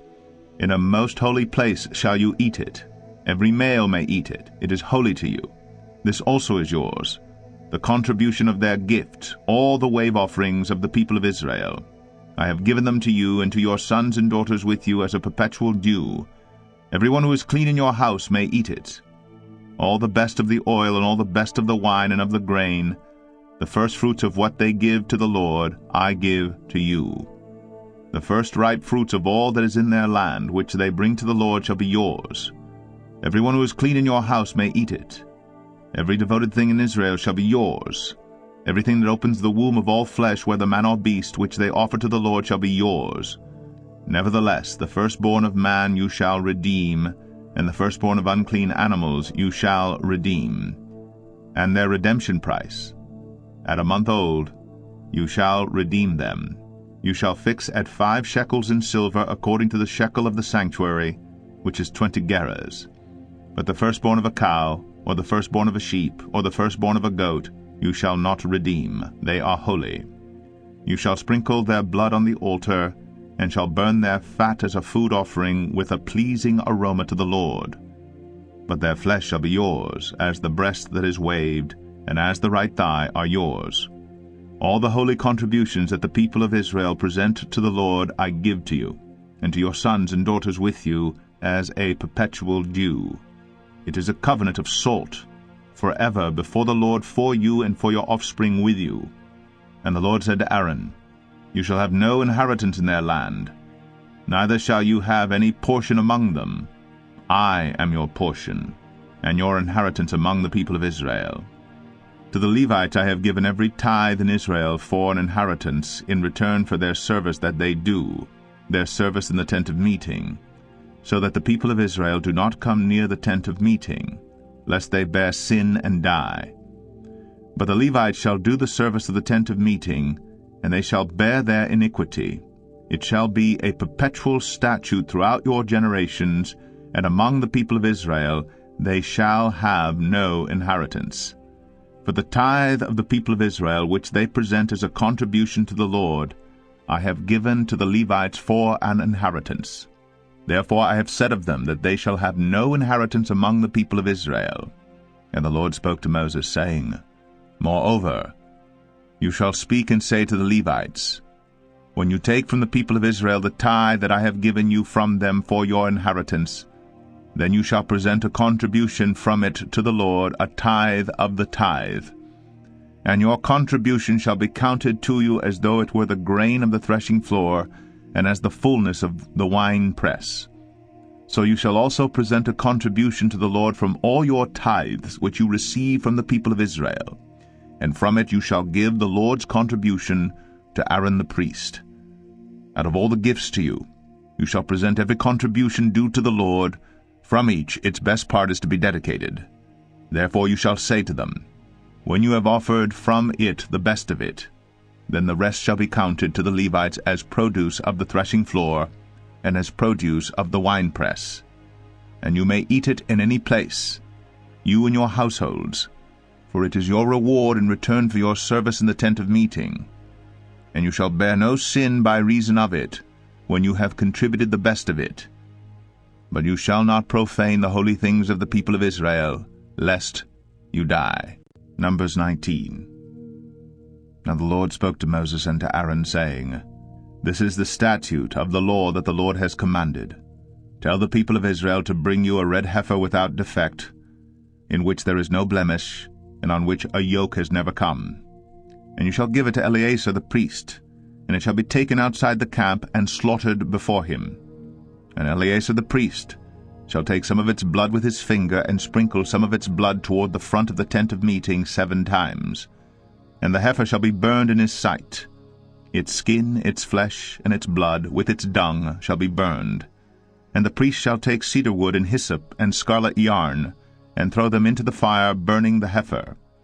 Then the priest shall wash his clothes, and bathe his body in water, and afterward he may come into the camp. But the priest shall be unclean until evening. The one who burns the heifer shall wash his clothes in water, and bathe his body in water, and shall be unclean until evening. And a man who is clean shall gather up the ashes of the heifer, and deposit them outside the camp in a clean place. And they shall be kept for the water for impurity for the congregation of the people of Israel. It is a sin offering. And the one who gathers the ashes of the heifer shall wash his clothes, and be unclean until evening. And this shall be a perpetual statute for the people of Israel, and for the stranger who sojourns among them. Whoever touches the dead body of any person shall be unclean 7 days. He shall cleanse himself with the water on the 3rd day and on the 7th day, and so be clean. But if he does not cleanse himself on the 3rd day and on the 7th day, he will not become clean. Whoever touches a dead person, the body of anyone who has died, and does not cleanse himself, defiles the tabernacle of the Lord, and that person shall be cut off from Israel, because the water for impurity was not thrown on him. He shall be unclean. His uncleanness is still on him. This is the law when someone dies in a tent. Everyone who comes into the tent, and everyone who is in the tent, shall be unclean 7 days. And every open vessel that has no cover fastened on it is unclean. Whoever in the open field touches someone who is killed with a sword, or who died naturally, or touches a human bone or a grave, shall be unclean 7 days. For the unclean they shall take some ashes of the burnt sin offering, and fresh water shall be added in a vessel. Then a clean person shall take hyssop and dip it in the water and sprinkle it on the tent, and on all the furnishings, and on the persons who were there, and on whoever touched the bone, or the slain, or the dead, or the grave. And the clean person shall sprinkle it on the unclean on the 3rd day and on the 7th day. Thus on the 7th day he shall cleanse him, and he shall wash his clothes, and bathe himself in water, and at evening he shall be clean. If the man who is unclean does not cleanse himself, that person shall be cut off from the midst of the assembly, since he has defiled the sanctuary of the Lord, because the water for impurity has not been thrown on him. He is unclean. And it shall be a statute forever for them. The one who sprinkles the water for impurity shall wash his clothes, and the one who touches the water for impurity shall be unclean until evening. And whatever the unclean person touches shall be unclean, and anyone who touches it shall be unclean until evening. Numbers 20.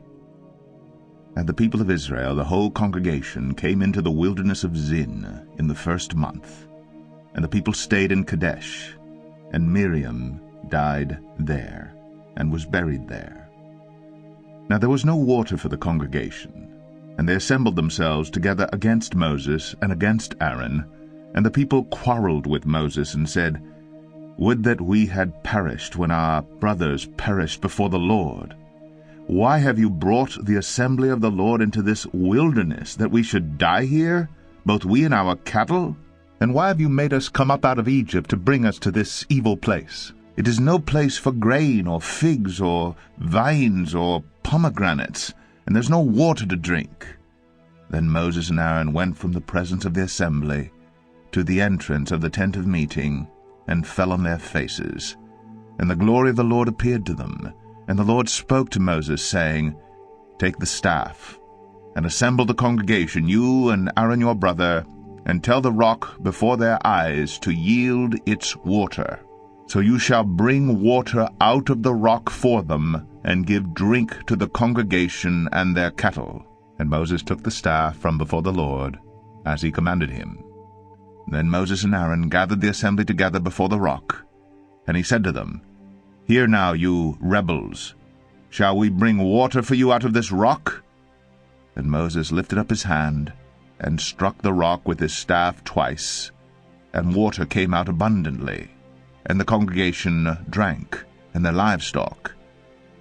And the Lord said to Moses and Aaron, Because you did not believe in me, to uphold me as holy in the eyes of the people of Israel, therefore you shall not bring this assembly into the land that I have given them. These are the waters of Meribah, where the people of Israel quarreled with the Lord, and through them he showed himself holy. Moses sent messengers from Kadesh to the king of Edom. Thus says your brother Israel, You know all the hardship that we have met, how our fathers went down to Egypt, and we lived in Egypt a long time. And the Egyptians dealt harshly with us and our fathers. And when we cried to the Lord, he heard our voice, and sent an angel, and brought us out of Egypt. And here we are in Kadesh, a city on the edge of your territory. Please, let us pass through your land. We will not pass through field or vineyard, or drink water from a well. We will go along the king's highway. We will not turn aside to the right hand or to the left until we have passed through your territory. But Edom said to him, You shall not pass through, lest I come out with the sword against you. And the people of Israel said to him, We will go up by the highway, and if we drink of your water, I and my livestock, then I will pay for it. Let me only pass through on foot, nothing more. But he said, You shall not pass through. And Edom came out against them with a large army and with a strong force. Thus Edom refused to give Israel passage through his territory. So Israel turned away from him. And they journeyed from Kadesh, and the people of Israel, the whole congregation, came to Mount Or.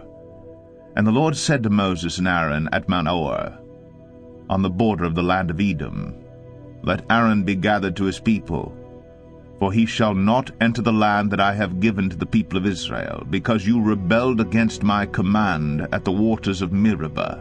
Take Aaron and Eleazar his son, and bring them up to Mount Or, and strip Aaron of his garments, and put them on Eleazar his son. And Aaron shall be gathered to his people, and shall die there. Moses did as the Lord commanded, and they went up Mount Or in the sight of all the congregation. And Moses stripped Aaron of his garments, and put them on Eleazar his son. And Aaron died there, on the top of the mountain. Then Moses and Eleazar came down from the mountain. And when all the congregation saw that Aaron had perished, all the house of Israel wept for Aaron 30 days. Numbers 21. When the Canaanite, the king of Arad, who lived in the Negev, heard that Israel was coming by the way of Atharim, he fought against Israel, and took some of them captive. And Israel vowed a vow to the Lord, and said, If you will indeed give this people into my hand, then I will devote their cities to destruction. And the Lord obeyed the voice of Israel, and gave over the Canaanites, and they devoted them and their cities to destruction. So the name of the place was called Hormah. From Mount Or they set out by the way to the Red Sea, to go around the land of Edom. And the people became impatient on the way. And the people spoke against God and against Moses. Why have you brought us up out of Egypt to die in the wilderness? For there is no food and no water, and we loathe this worthless food. Then the Lord sent fiery serpents among the people, and they bit the people, so that many people of Israel died. And the people came to Moses and said, We have sinned, for we have spoken against the Lord and against you. Pray to the Lord that he take away the serpents from us. So Moses prayed for the people. And the Lord said to Moses, Make a fiery serpent and set it on a pole, and everyone who is bitten, when he sees it, shall live. So Moses made a bronze serpent, and set it on a pole. And if a serpent bit anyone, he would look at the bronze serpent and live. And the people of Israel set out and camped in Oboth. And they set out from Oboth and camped at Abarim, in the wilderness that is opposite Moab, toward the sunrise. From there they set out and camped in the valley of Zered. From there they set out and camped on the other side of the Arnon, which is in the wilderness that extends from the border of the Amorites. For the Arnon is the border of Moab, between Moab and the Amorites. Wherefore it is said in the book of the wars of the Lord, Waheb in Suphah, and the valleys of the Arnon, and the slope of the valleys that extend to the seat of Ar, and leans to the border of Moab. And from there they continued to Beer, that is the well of which the Lord said to Moses, Gather the people together, so that I may give them water. Then Israel sang this song, Spring up, O well, sing to it, the well that the princes dug, that the nobles of the people delved, with the scepter and with their staffs.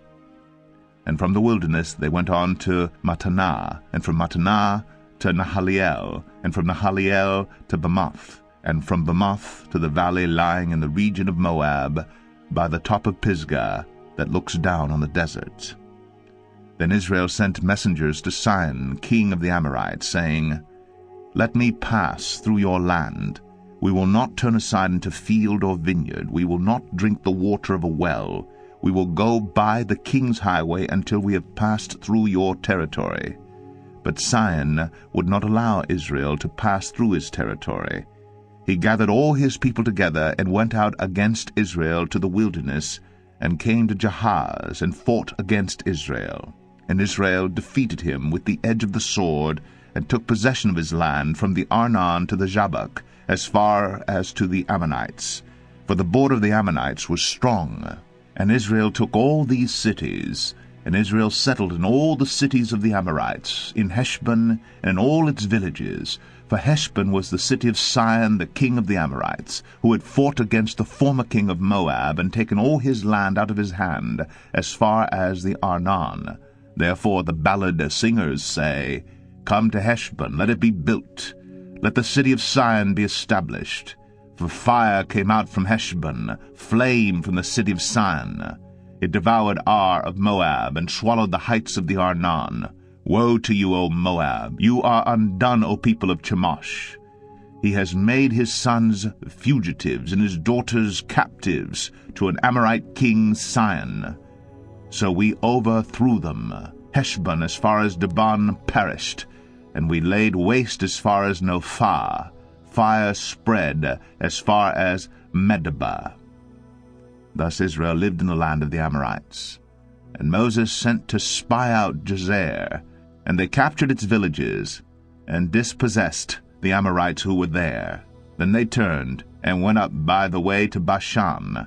And Og the king of Bashan came out against them, he and all his people, to battle at Edrei.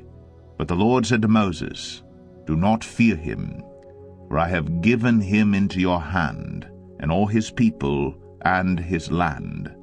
And you shall do to him as you did to Sihon king of the Amorites, who lived at Heshbon.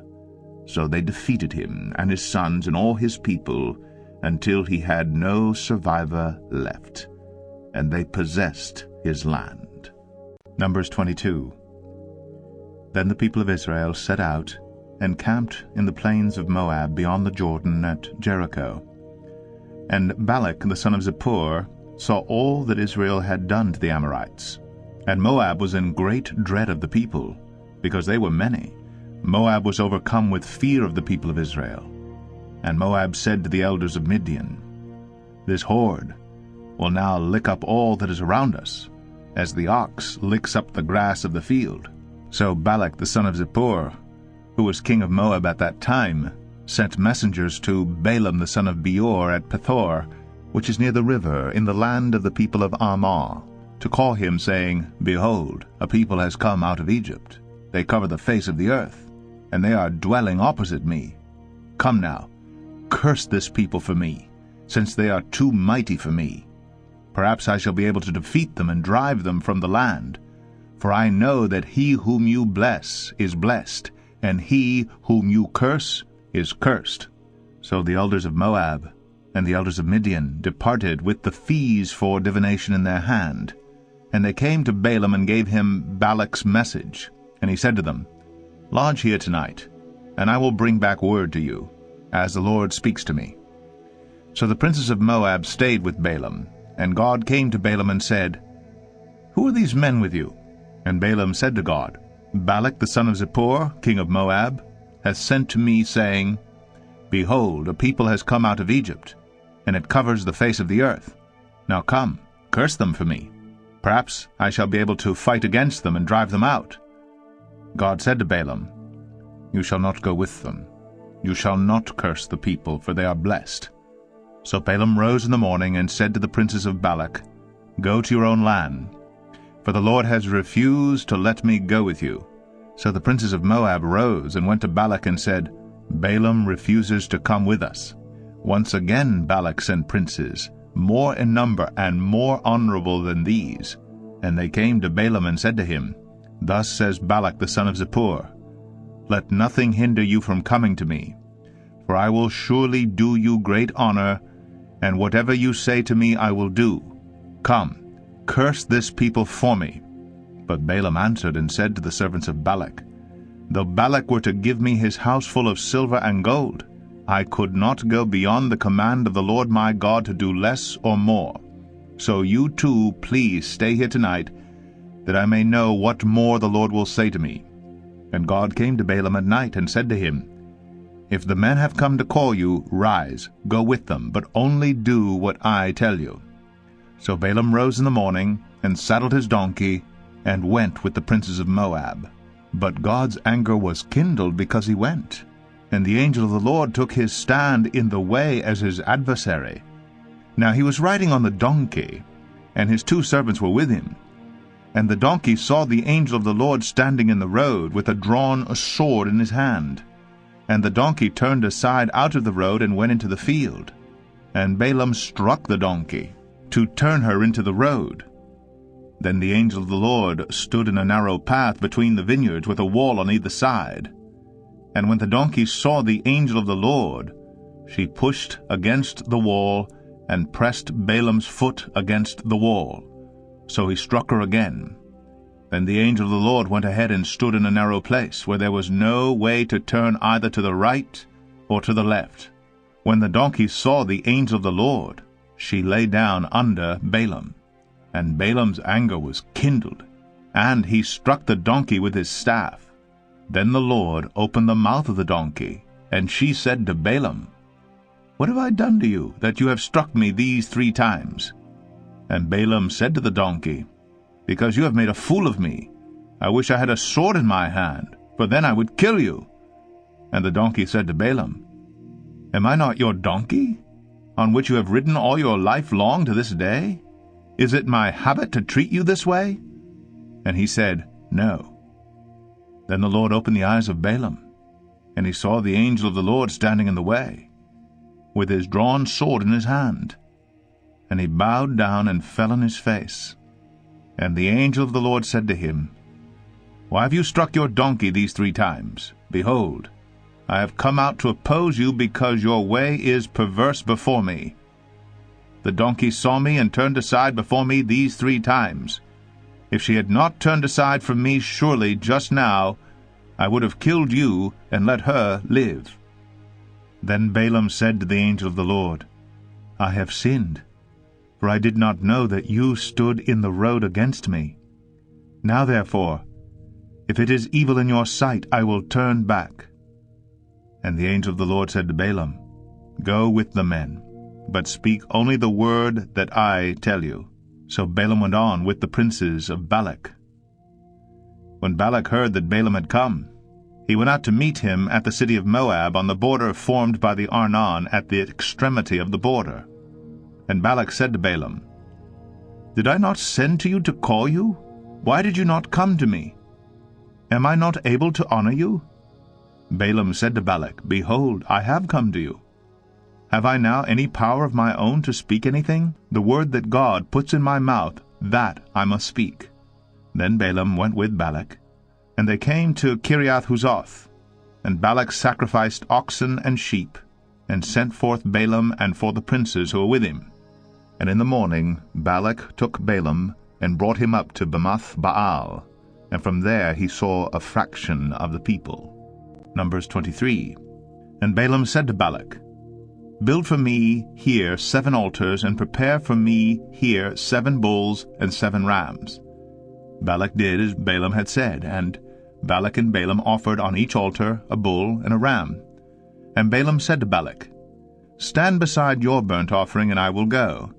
Perhaps the Lord will come to meet me, and whatever he shows me I will tell you."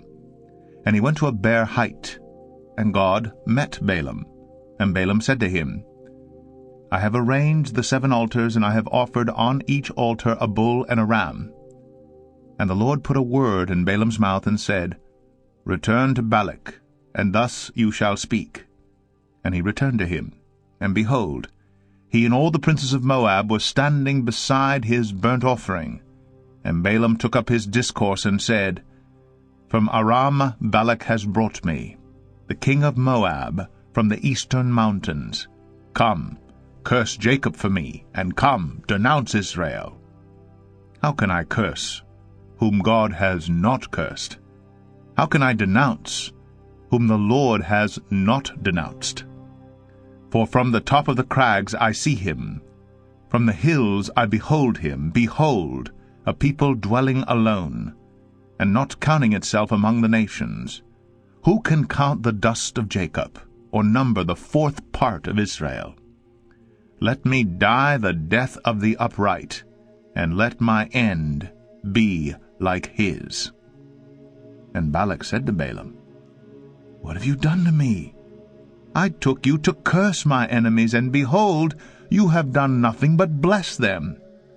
And he answered and said, "Must I not take care to speak what the Lord puts in my mouth?" And Balak said to him, "Please come with me to another place, from which you may see them. You shall see only a fraction of them, and shall not see them all. Then curse them for me from there." And he took him to the field of Zophim, to the top of Pisgah. and built 7 altars, and offered a bull and a ram on each altar. Balaam said to Balak, "Stand here beside your burnt offering, while I meet the Lord over there." And the Lord met Balaam, and put a word in his mouth, and said, "Return to Balak, and thus shall you speak." And he came to him, and behold, he was standing beside his burnt offering, and the princes of Moab with him. And Balak said to him, "What has the Lord spoken?" And Balaam took up his discourse, and said, "Rise, Balak, and hear. Give ear to me, O son of Zippor.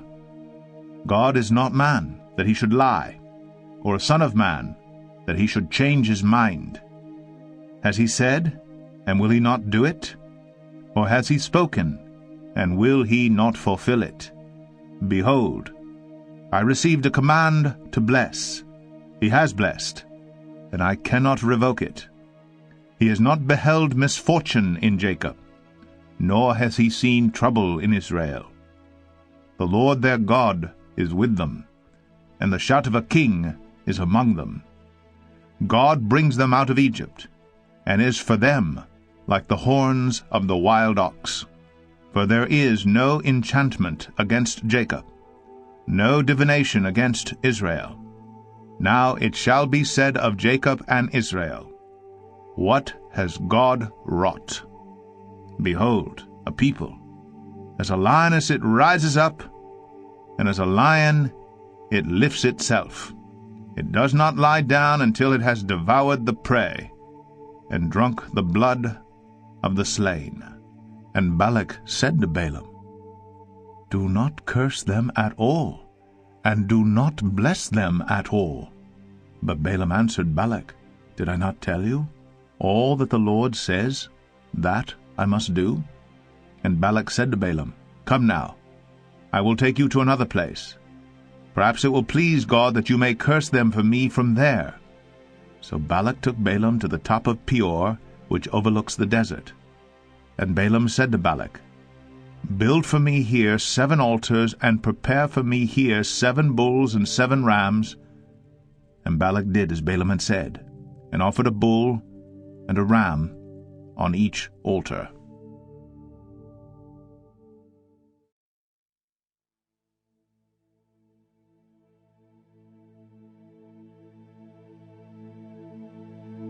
Numbers 24.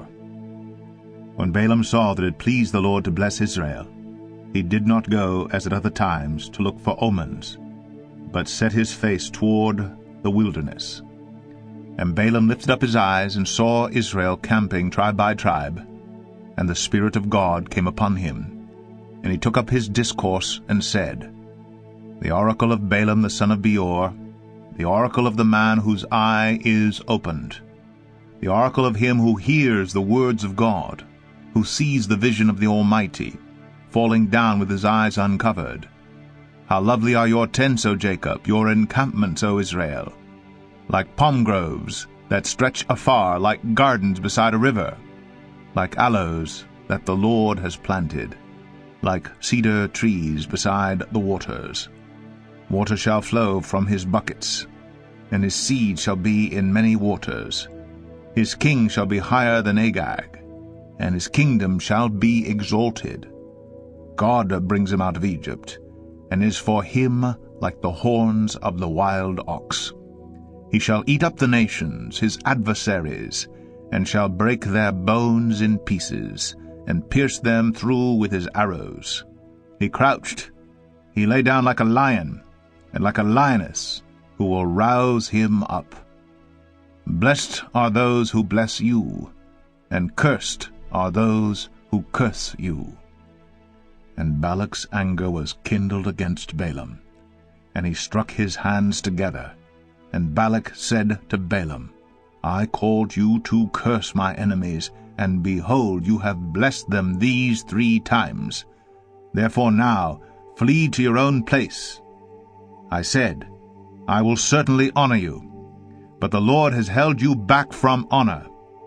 And Balaam said to Balak, Did I not tell your messengers whom you sent to me, if Balak should give me his house full of silver and gold, I would not be able to go beyond the word of the Lord to do either good or bad of my own will? What the Lord speaks, that will I speak.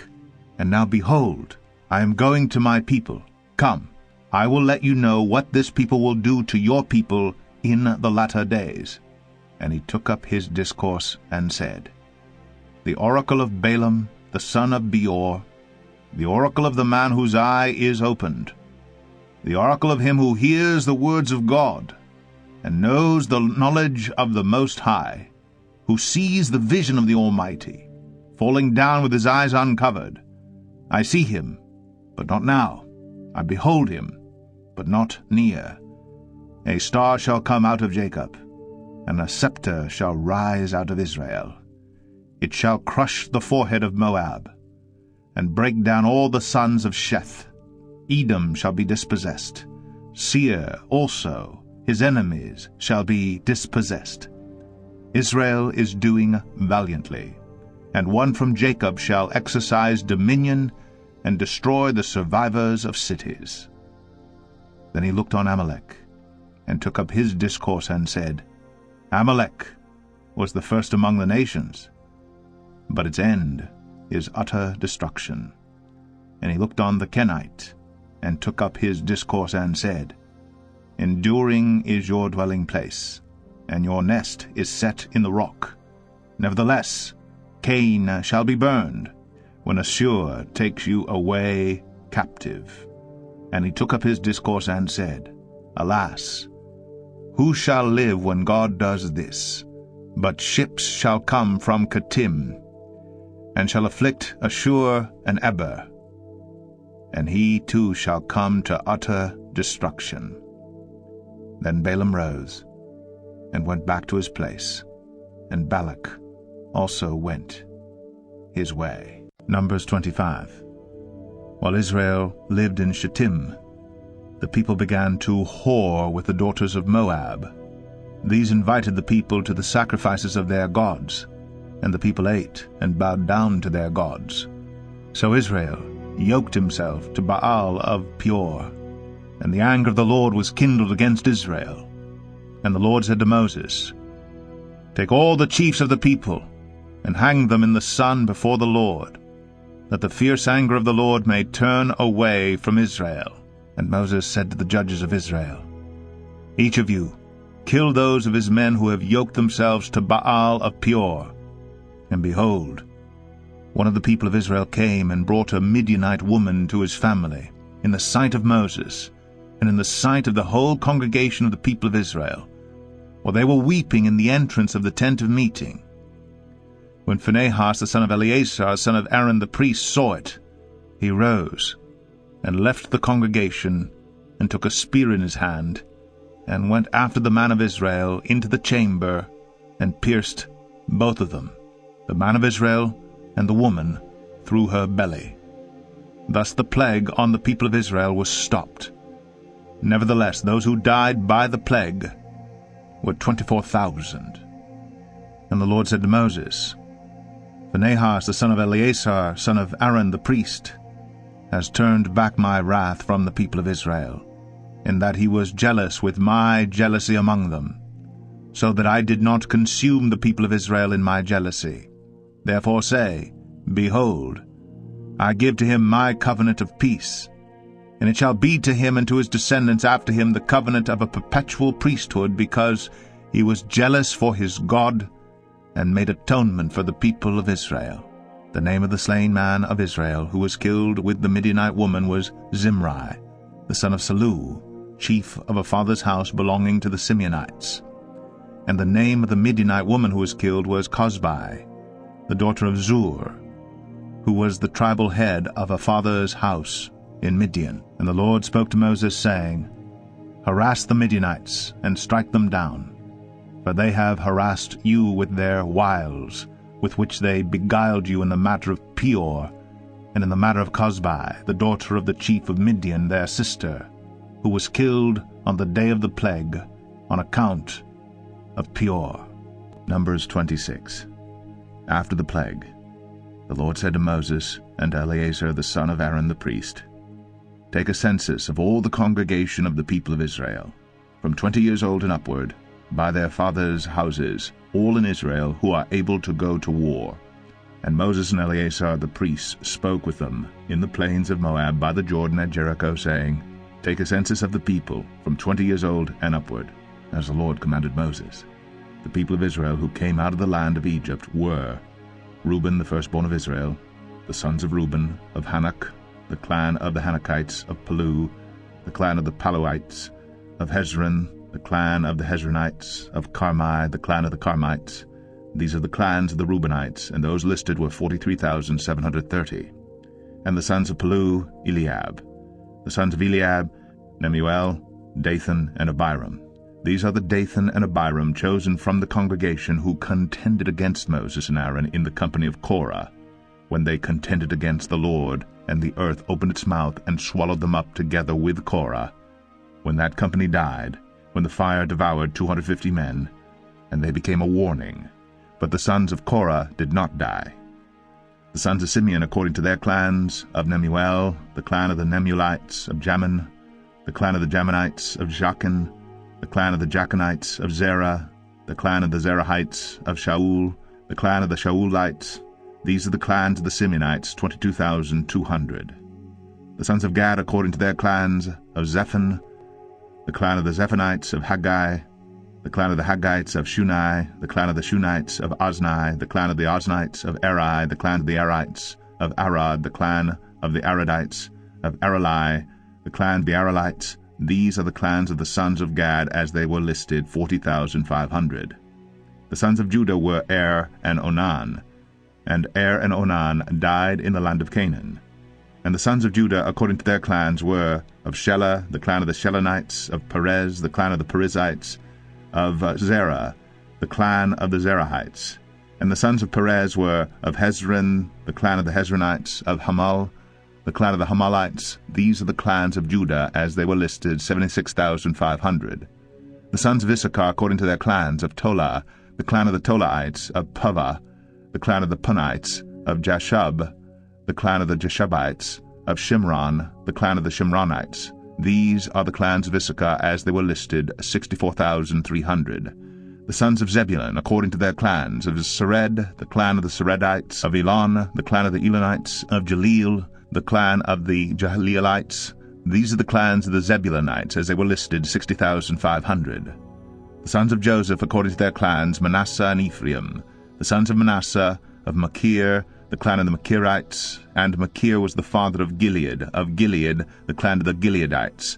These are the sons of Gilead, of Aiezer, the clan of the Aiezerites, of Helek, the clan of the Helekites, and of Asriel, the clan of the Asrielites, and of Shechem, the clan of the Shechemites, and of Shemida, the clan of the Shemidaites, and of Hepher, the clan of the Hepherites.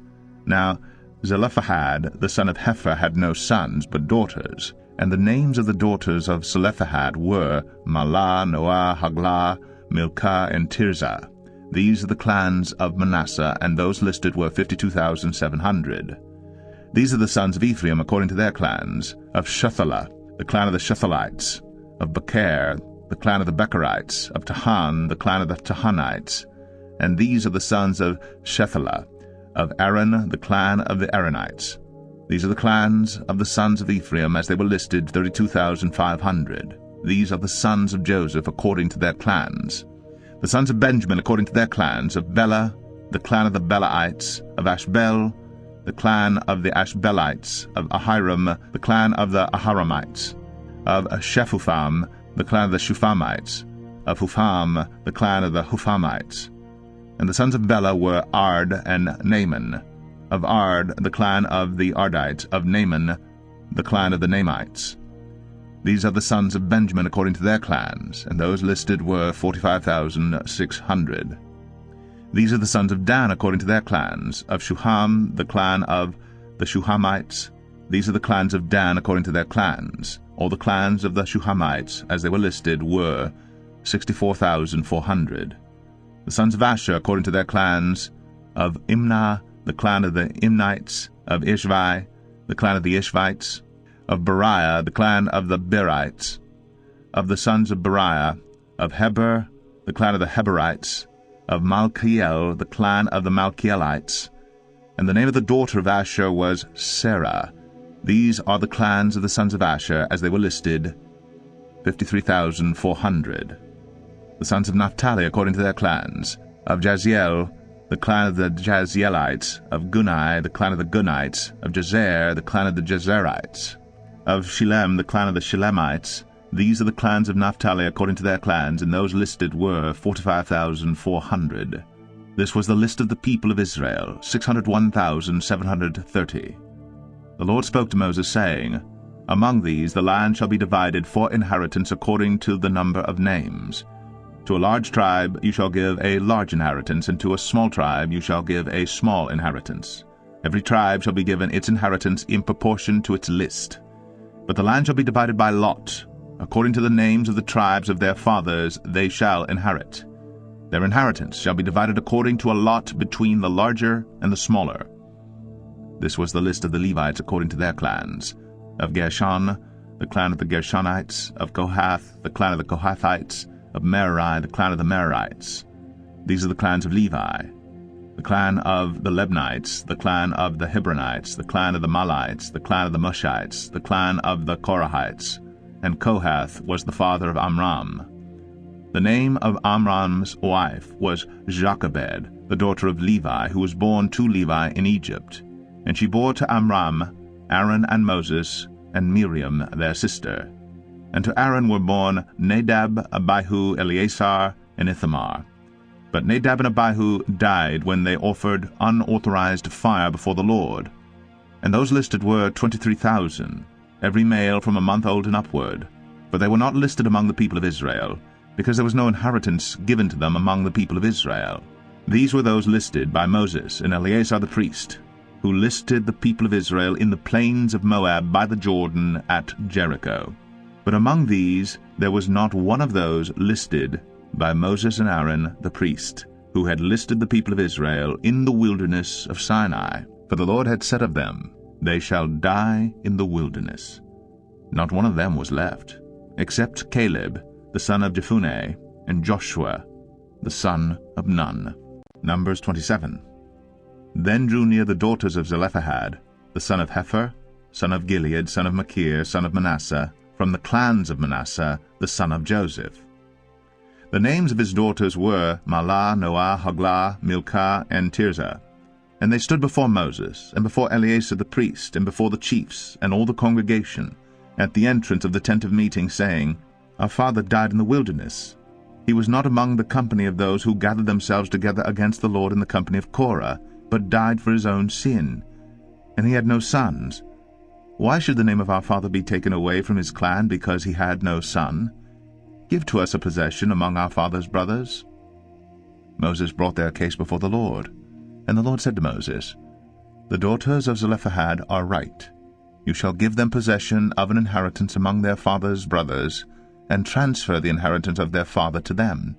And you shall speak to the people of Israel, saying, If a man dies and has no son, then you shall transfer his inheritance to his daughter. And if he has no daughter, then you shall give his inheritance to his brothers. And if he has no brothers, then you shall give his inheritance to his father's brothers. And if his father has no brothers, then you shall give his inheritance to the nearest kinsman of his clan, and he shall possess it. And it shall be for the people of Israel a statute and rule, as the Lord commanded Moses. The Lord said to Moses, Go up into this mountain of Abarim, and see the land that I have given to the people of Israel. When you have seen it, you also shall be gathered to your people, as your brother Aaron was, because you rebelled against my word in the wilderness of Zin, when the congregation quarreled, failing to uphold me as holy at the waters before their eyes. These are the waters of Meribah of Kadesh, in the wilderness of Zin. Moses spoke to the Lord, saying, Let the Lord, the God of the spirits of all flesh, appoint a man over the congregation who shall go out before them and come in before them, who shall lead them out and bring them in, that the congregation of the Lord may not be as sheep that have no shepherd. So the Lord said to Moses, Take Joshua the son of Nun, a man in whom is the Spirit, and lay your hand on him. Make him stand before Eleazar the priest, in all the congregation, and you shall commission him in their sight. You shall invest him with some of your authority, that all the congregation of the people of Israel may obey.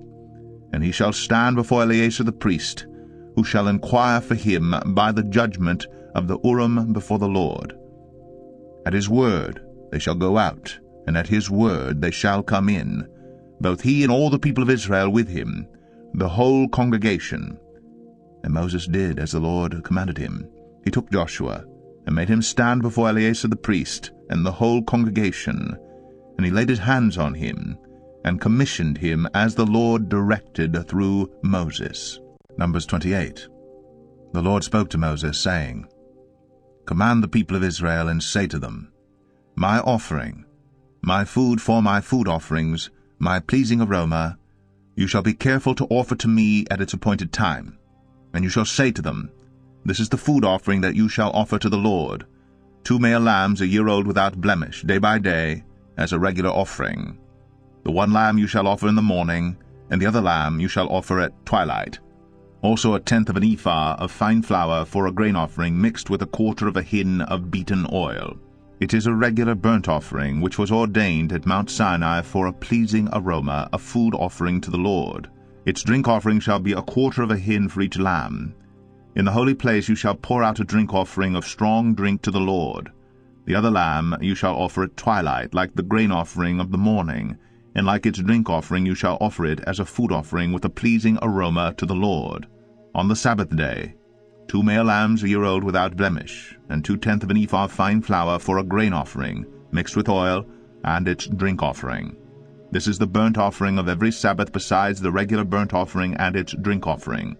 At the beginnings of your months you shall offer a burnt offering to the Lord, 2 bulls from the herd, 1 ram, 7 male lambs a year old without blemish, also 3/10 of an ephah of fine flour for a grain offering, mixed with oil, for each bull, and 2/10 of fine flour for a grain offering, mixed with oil, for the 1 ram, and 1/10 of fine flour mixed with oil, as a grain offering for every lamb, for a burnt offering with a pleasing aroma, a food offering to the Lord. Their drink offering shall be 1/2 a hin of wine for a bull, 1/3 of a hin for a ram, and 1/4 of a hin for a lamb. This is the burnt offering of each month throughout the months of the year. Also 1 male goat for a sin offering to the Lord. It shall be offered besides the regular burnt offering and its drink offering. On the 14th day of the first month is the Lord's Passover, and on the 15th day of this month is a feast. 7 days shall unleavened bread be eaten. On the first day there shall be a holy convocation. You shall not do any ordinary work, but offer a food offering, a burnt offering to the Lord, 2 bulls from the herd, 1 ram, and 7 male lambs a year old. See that they are without blemish. Also their grain offering of fine flour mixed with oil, 3/10 of an ephah shall you offer for a bull, and 2/10 for a ram. 1/10 shall you offer for each of the 7 lambs. Also 1 male goat for a sin offering, to make atonement for you. You shall offer these besides the burnt offering of the morning, which is for a regular burnt offering. In the same way you shall offer daily for 7 days the food of a food offering with a pleasing aroma to the Lord. It shall be offered besides the regular burnt offering and its drink offering. And on the 7th day you shall have a holy convocation. You shall not do any ordinary work. On the day of the first fruits, when you offer a grain offering of new grain to the Lord at your Feast of Weeks, you shall have a holy convocation. You shall not do any ordinary work, but offer a burnt offering with a pleasing aroma to the Lord, 2 bulls from the herd, 1 ram, 7 male lambs a year old. Also their grain offering of fine flour mixed with oil, 3/10 of an ephah for each bull, 2/10 for 1 ram, 1/10 for each of the 7 lambs, with 1 male goat to make atonement for you. Besides the regular burnt offering and its grain offering, you shall offer them and their drink offering. See that they are without blemish. Numbers 29. On the first day of the 7th month you shall have a holy convocation. You shall not do any ordinary work. It is a day for you to blow the trumpets, and you shall offer a burnt offering for a pleasing aroma to the Lord. 1 bull from the herd, 1 ram, 7 male lambs a year old without blemish. Also their grain offering of fine flour mixed with oil, 3/10 of an ephah for the bull, 2/10 for the ram, and 1/10 for each of the 7 lambs, with 1 male goat for a sin offering, to make atonement for you. Besides the burnt offering of the new moon, and its grain offering, and the regular burnt offering, and its grain offering, and their drink offering, according to the rule for them, for a pleasing aroma, a food offering to the Lord. On the 10th day of this 7th month, you shall have a holy convocation, and afflict yourselves. You shall do no work, but you shall offer a burnt offering to the Lord, a pleasing aroma, 1 bull from the herd, 1 ram, 7 male lambs a year old. See that they are without blemish. And their grain offering shall be of fine flour mixed with oil, 3/10 of an ephah for the bull, 2/10 for the 1 ram, 1/10 for each of the 7 lambs. Also 1 male goat for a sin offering, besides the sin offering of atonement, and the regular burnt offering, and its grain offering, and their drink offerings. On the 15th day of the 7th month you shall have a holy convocation. You shall not do any ordinary work, and you shall keep a feast to the Lord 7 days. And you shall offer a burnt offering, a food offering, with a pleasing aroma to the Lord, 13 bulls from the herd, 2 rams, 14 male lambs a year old. They shall be without blemish. And their grain offering of fine flour mixed with oil, 3/10 of an ephah for each of the 13 bulls, 2/10 for each of the 2 rams, and 1/10 for each of the 14 lambs. Also 1 male goat for a sin offering, besides the regular burnt offering, its grain offering, and its drink offering. On the 2nd day 12 bulls from the herd, 2 rams, 14 male lambs a year old without blemish, with the grain offering, and the drink offerings for the bulls, for the rams, and for the lambs, in the prescribed quantities. Also 1 male goat for a sin offering, besides the regular burnt offering and its grain offering, and their drink offerings. On the 3rd day 11 bulls, 2 rams, 14 male lambs a year old without blemish, with the grain offering and the drink offerings for the bulls, for the rams, and for the lambs, in the prescribed quantities. Also 1 male goat for a sin offering, besides the regular burnt offering and its grain offering and its drink offering.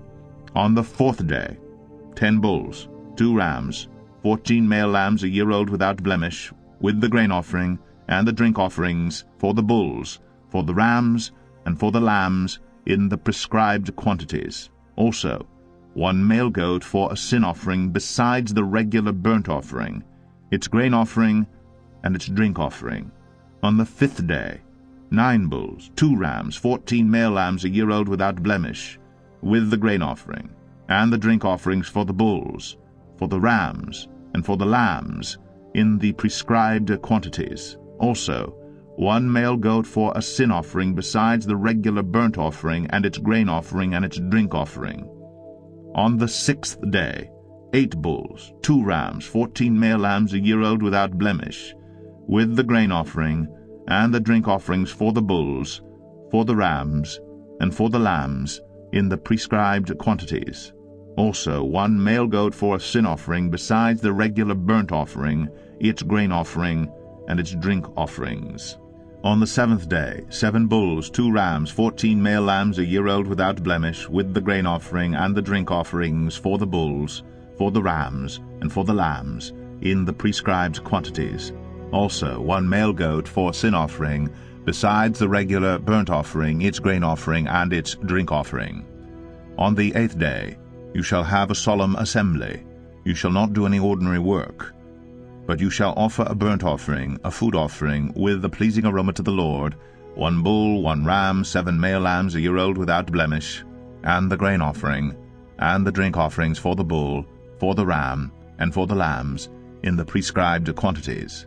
Also 1 male goat for sin offering, besides the regular burnt offering and its grain offering, and its drink offering. These you shall offer to the Lord at your appointed feasts, in addition to your vow offerings and your free will offerings, for your burnt offerings, and for your grain offerings, and for your drink offerings, and for your peace offerings. So Moses told the people of Israel everything, just as the Lord had commanded Moses. Numbers 30.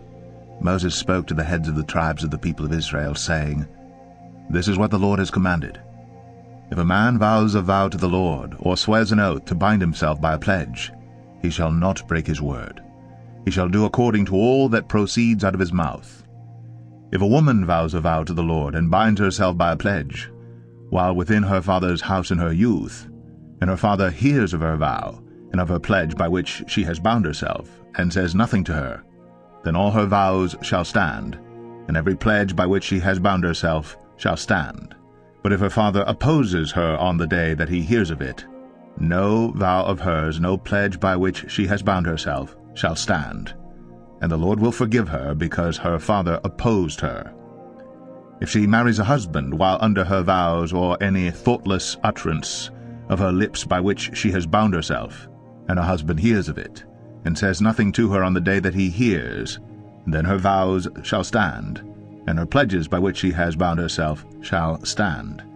But if on the day that her husband comes to hear of it he opposes her, then he makes void her vow that was on her, and the thoughtless utterance of her lips by which she bound herself, and the Lord will forgive her.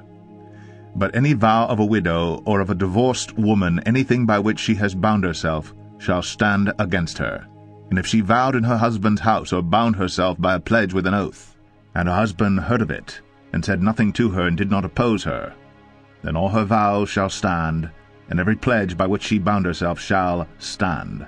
But if her husband makes them null and void on the day that he hears them, then whatever proceeds out of her lips concerning her vows, or concerning her pledge of herself, shall not stand. Her husband has made them void, and the Lord will forgive her. Any vow and any binding oath to afflict herself, her husband may establish, or her husband may make void. But if her husband says nothing to her from day to day, then he establishes all her vows, or all her pledges that are upon her. He has established them, because he said nothing to her on the day that he heard of them. But if he makes them null and void after he has heard of them, then he shall bear her iniquity. These are the statutes that the Lord commanded Moses about a man and his wife, and about a father and his daughter while she is in her youth, within her father's house. Numbers 31. The Lord spoke to Moses, saying, Avenge the people of Israel on the Midianites. Afterward you shall be gathered to your people. So Moses spoke to the people, saying, Arm men from among you for the war, that they may go against Midian, to execute the Lord's vengeance on Midian. You shall send 1,000 from each of the tribes of Israel to the war. So they were provided, out of the thousands of Israel, 1,000 from each tribe, 12,000 armed for war. And Moses sent them to the war, 1,000 from each tribe, together with Phinehas the son of Eleazar the priest, with the vessels of the sanctuary, and the trumpets for the alarm in his hand. They warred against Midian, as the Lord commanded Moses, and killed every male. They killed the kings of Midian with the rest of their slain, Evi, Rechem, Zur, Hur, and Reba, the 5 kings of Midian. And they also killed Balaam the son of Beor with the sword. And the people of Israel took captive the women of Midian, and their little ones. And they took as plunder all their cattle, their flocks, and all their goods, all their cities and the places where they lived, and all their encampments they burned with fire, and took all the spoil, and all the plunder, both of man and of beast. Then they brought the captives and the plunder and the spoil to Moses, and to Eleazar the priest, and to the congregation of the people of Israel, at the camp on the plains of Moab by the Jordan at Jericho. Moses and Eleazar the priest, and all the chiefs of the congregation went to meet them outside the camp. And Moses was angry with the officers of the army, the commanders of thousands and the commanders of hundreds, who had come from service in the war. Moses said to them, Have you let all the women live? Behold, these, on Balaam's advice, caused the people of Israel to act treacherously against the Lord in the incident of Peor. And so the plague came among the congregation of the Lord. Now therefore kill every male among the little ones, and kill every woman who has known man by lying with him. But all the young girls who have not known man by lying with him, keep alive for yourselves. Encamp outside the camp 7 days. Whoever of you has killed any person, and whoever has touched any slain, purify yourselves and your captives on the 3rd day and on the 7th day. You shall purify every garment, every article of skin, all work of goat's hair, and every article of wood. Then Eleazar the priest said to the men in the army who had gone to battle, This is the statute of the law that the Lord has commanded Moses. Only the gold, the silver, the bronze, the iron, the tin, and the lead, everything that can stand the fire, you shall pass through the fire, and it shall be clean. Nevertheless, it shall also be purified with the water for impurity.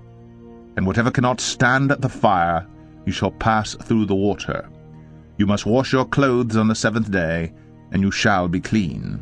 And afterward you may come into the camp.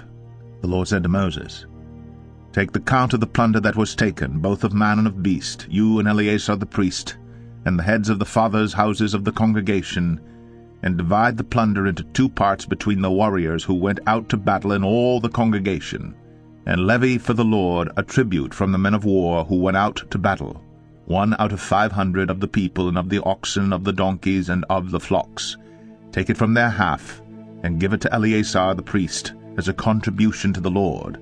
And from the people of Israel's half, you shall take 1 drawn out of every 50 of the people, of the oxen, of the donkeys, and of the flocks, of all the cattle, and give them to the Levites, who keep guard over the tabernacle of the Lord. And Moses and Eleazar the priest did as the Lord commanded Moses. Now the plunder remaining of the spoil that the army took was 675,000 sheep, 72,000 cattle, 61,000 donkeys, and 32,000 persons in all, women who had not known man by lying with him. And the half, the portion of those who had gone out in the army, numbered 337,500 sheep, and the Lord's tribute of sheep was 675. The cattle were 36,000, of which the Lord's tribute was 72. The donkeys were 30,500, of which the Lord's tribute was 61. The persons were 16,000, of which the Lord's tribute was 32 persons. And Moses gave the tribute, which was the contribution for the Lord, to Eleazar the priest, as the Lord commanded Moses. From the people of Israel's half, which Moses separated from that of the men who had served in the army. Now the congregation's half was 337,500 sheep, 36,000 cattle, and 30,500 donkeys, and 16,000 persons. From the people of Israel's half Moses took 1 of every 50, both of persons and of beasts, and gave them to the Levites, who kept guard over the tabernacle of the Lord, as the Lord commanded Moses. Then the officers who were over the thousands of the army, the commanders of thousands and the commanders of hundreds, came near to Moses and said to Moses, Your servants have counted the men of war who are under our command, and there is not a man missing from us, and we have brought the Lord's offering. What each man found, articles of gold, armlets and bracelets, signet rings, earrings and beads, to make atonement for ourselves before the Lord.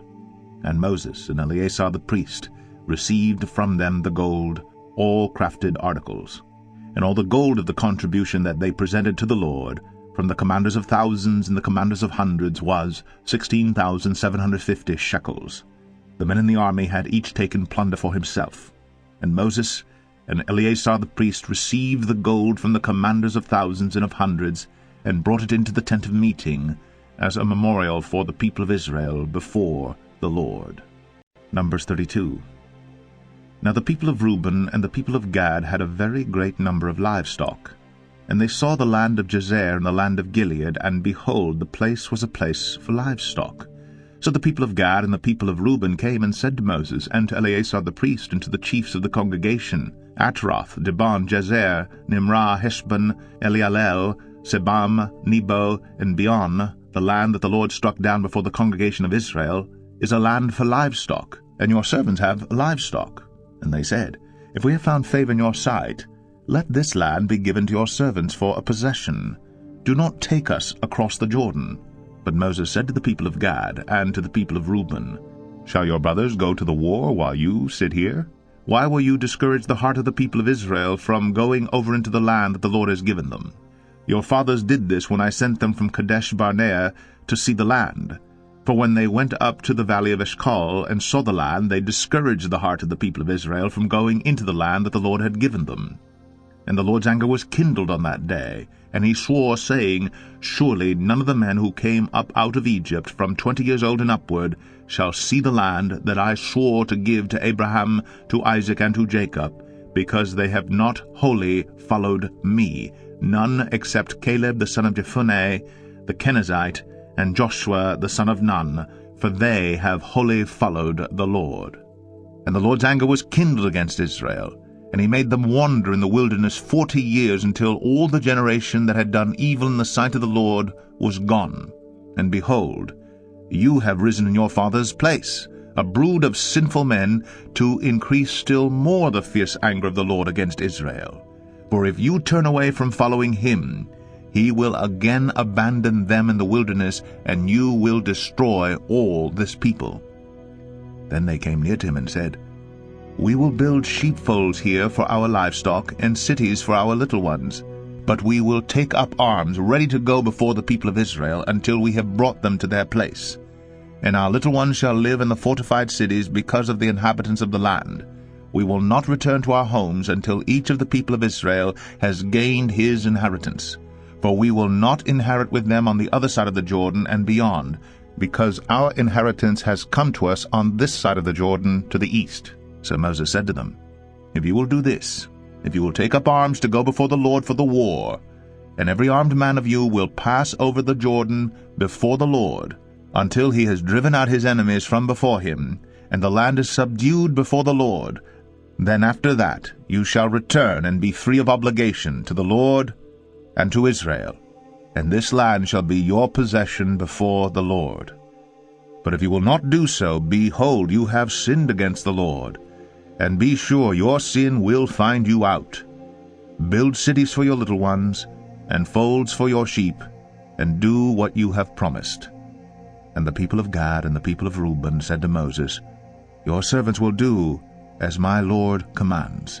Our little ones, our wives, our livestock, and all our cattle shall remain there in the cities of Gilead. But your servants will pass over, every man who is armed for war, before the Lord to battle, as my Lord orders. So Moses gave command concerning them to Eleazar the priest, and to Joshua the son of Nun, and to the heads of the fathers' houses of the tribes of the people of Israel. And Moses said to them, If the people of Gad and the people of Reuben, every man who is armed to battle before the Lord, will pass with you over the Jordan, and the land shall be subdued before you, then you shall give them the land of Gilead for a possession. However, if they will not pass over with you armed, they shall have possessions among you in the land of Canaan. And the people of Gad and the people of Reuben answered, What the Lord has said to your servants, we will do. We will pass over armed before the Lord into the land of Canaan, and the possession of our inheritance shall remain with us beyond the Jordan. And Moses gave to them, to the people of Gad, and to the people of Reuben, and to the half-tribe of Manasseh the son of Joseph, the kingdom of Sihon, king of the Amorites, and the kingdom of Og, king of Bashan, the land and its cities with their territories, the cities of the land throughout the country. And the people of Gad built Dibon, Adaroth, Aroer, Atroth-Shaphan, Jazer, Jogbeha, Beth-Nimrah, and Beth-Haran, fortified cities, and folds for sheep. And the people of Reuben built Heshbon, Elealeh, Kiriathaim, Nebo, and Baal-Meon. Their names were changed, and Sibmah. And they gave other names to the cities that they built. And the sons of Machir, the son of Manasseh, went to Gilead and captured it, and dispossessed the Amorites who were in it. And Moses gave Gilead to Machir the son of Manasseh, and he settled in it. And Jair the son of Manasseh went and captured their villages, and called them Havoth-Jair. And Nobah went and captured Kenath and its villages, and called it Nobah, after his own name. Numbers 33. These are the stages of the people of Israel when they went out of the land of Egypt by their companies under the leadership of Moses and Aaron. Moses wrote down their starting places, stage by stage, by command of the Lord, and these are their stages according to their starting places. They set out from Ramses in the 1st month, on the 15th day of the 1st month. On the day after the Passover, the people of Israel went out triumphantly in the sight of all the Egyptians, while the Egyptians were burying all their firstborn, whom the Lord had struck down among them. On their gods also the Lord executed judgments. So the people of Israel set out from Ramses, and camped at Succoth. And they set out from Succoth, and camped at Etham, which is on the edge of the wilderness. And they set out from Etham, and turned back to Pi-hahiroth, which is east of Baal-Zephon, and they camped before Migdol. And they set out from before Hahiroth, and passed through the midst of the sea into the wilderness, and they went a 3 days' journey in the wilderness of Etham, and camped at Marais. And they set out from Marais, and came to Elim. At Elim there were 12 springs of water, and 70 palm trees, and they camped there. And they set out from Elim, and camped by the Red Sea. And they set out from the Red Sea, and camped in the wilderness of Sin. And they set out from the wilderness of Sin, and camped at Dophkah. And they set out from Dophkah, and camped at Alush. And they set out from Alush, and camped at Rephidim, where there was no water for the people to drink. And they set out from Rephidim, and camped in the wilderness of Sinai. And they set out from the wilderness of Sinai, and camped at Kibroth-Hattavah. And they set out from Kibroth-Hattavah, and camped at Hazroth. And they set out from Hazroth, and camped at Rithmah. And they set out from Rithmah, and camped at Rimmon-Perez. And they set out from Rimmon-Perez, and camped at Libnah. And they set out from Libnah, and camped at Rissah. And they set out from Rissah, and camped at Kehelatha. And they set out from Kehelatha, and camped at Mount Shepher. And they set out from Mount Shepher, and camped at Haradah. And they set out from Haradah, and camped at Makheleth. And they set out from Makheleth, and camped at Tahath. And they set out from Tahath, and camped at Terah. And they set out from Terah, and camped at Mithkah. And they set out from Mithkah, and camped at Hashmonah. And they set out from Hashmonah, and camped at Moseroth. And they set out from Moseroth, and camped at Bnei Jaakan. And they set out from Bnei Jaakan, and camped at Hor-Haggidgad. And they set out from Hor-Haggidgad, and camped at Jobbatha. And they set out from Jobbatha, and camped at Abranah. And they set out from Abranah, and camped at Ezion-Geber. And they set out from Ezion-Geber, and camped in the wilderness of Zin, that is, Kadesh. And they set out from Kadesh, and camped at Mount Or, on the edge of the land of Edom. And Aaron the priest went up Mount Or at the command of the Lord, and died there, in the 40th year after the people of Israel had come out of the land of Egypt, on the 1st day of the 5th month. And Aaron was 123 years old when he died on Mount Or. And the Canaanite, the king of Arad, who lived in the Negeb in the land of Canaan, heard of the coming of the people of Israel. And they set out from Mount Or, and camped at Zalmonah. And they set out from Zalmonah, and camped at Punon. And they set out from Punon, and camped at Oboth. And they set out from Oboth, and camped at Ayi-Abarim, in the territory of Moab. And they set out from Ayim, and camped at Dibon-Gad. And they set out from Dibon-Gad, and camped at Almon-Diblathaim. And they set off from Almon-Diblathaim, and camped in the mountains of Abarim before Nebo. And they set out from the mountains of Abarim, and camped in the plains of Moab by the Jordan at Jericho. They camped by the Jordan, from Beth Jeshimoth as far as Abel-Shittim, in the plains of Moab. And the Lord spoke to Moses in the plains of Moab by the Jordan at Jericho, saying, Speak to the people of Israel, and say to them, When you pass over the Jordan to the land of Canaan, then you shall drive out all the inhabitants of the land from before you, and destroy all their figured stones, and destroy all their metal images, and demolish all their high places. And you shall take possession of the land, and settle in it. For I have given the land to you to possess it. You shall inherit the land by lot according to your clans. To a large tribe you shall give a large inheritance, and to a small tribe you shall give a small inheritance. Wherever the lot falls for anyone, that shall be his. According to the tribes of your fathers you shall inherit. But if you do not drive out the inhabitants of the land from before you, then those of them whom you let remain shall be as barbs in your eyes and thorns in your sides, and they shall trouble you in the land where you dwell, and I will do to you as I thought to do to them. Numbers 34.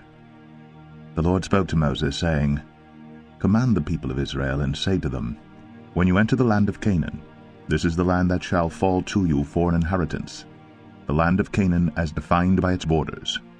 Your south side shall be from the wilderness of Zin alongside Edom, and your southern border shall run from the end of the Salt Sea on the east, and your border shall turn south of the ascent of Akrabim, and cross to Zin, and its limit shall be south of Kadesh Barnea. Then it shall go on to Hazar Adar, and pass along to Asmon. And the border shall turn from Asmon to the brook of Egypt, and its limit shall be at the sea. For the western border you shall have the great sea and its coast.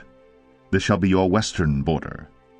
This shall be your northern border. From the great sea you shall draw a line to Mount Or. From Mount Or you shall draw a line to Leboth Hamath, and the limit of the border shall be Zedad. Then the border shall extend to Ziphron, and its limit shall be at Hazar Enan. This shall be your northern border. You shall draw a line for your eastern border from Hazar Enan to Shepham, and the border shall go down from Shephan to Riblah on the east side of Ain. And the border shall go down and reach to the shoulder of the sea of Chinnereth on the east. And the border shall go down to the Jordan, and its limit shall be at the Salt Sea. This shall be your land as defined by its borders all around. Moses commanded the people of Israel, saying, This is the land that you shall inherit by lot, which the Lord has commanded to give to the 9 tribes and to the half-tribe. For the tribe of the people of Reuben by fathers' houses, and the tribe of the people of Gad by their fathers' houses have received their inheritance, and also the half-tribe of Manasseh. The 2 tribes and the half-tribe have received their inheritance beyond the Jordan east of Jericho, toward the sunrise. The Lord spoke to Moses, saying, These are the names of the men who shall divide the land to you for inheritance: Eleazar the priest, and Joshua the son of Nun. You shall take 1 chief from every tribe to divide the land for inheritance.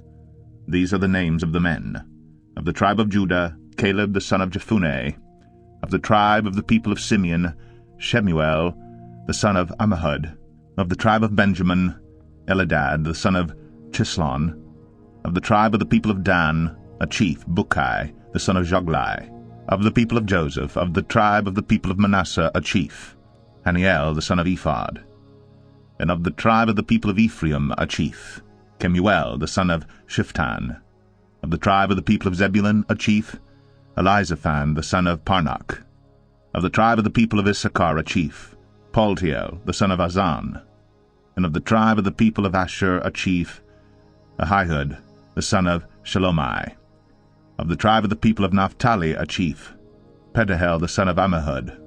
These are the men whom the Lord commanded to divide the inheritance for the people of Israel in the land of Canaan.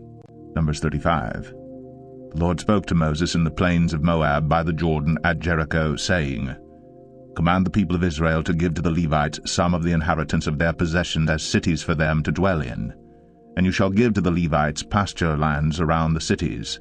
The cities shall be theirs to dwell in, and their pasture land shall be for their cattle, and for their livestock, and for all their beasts.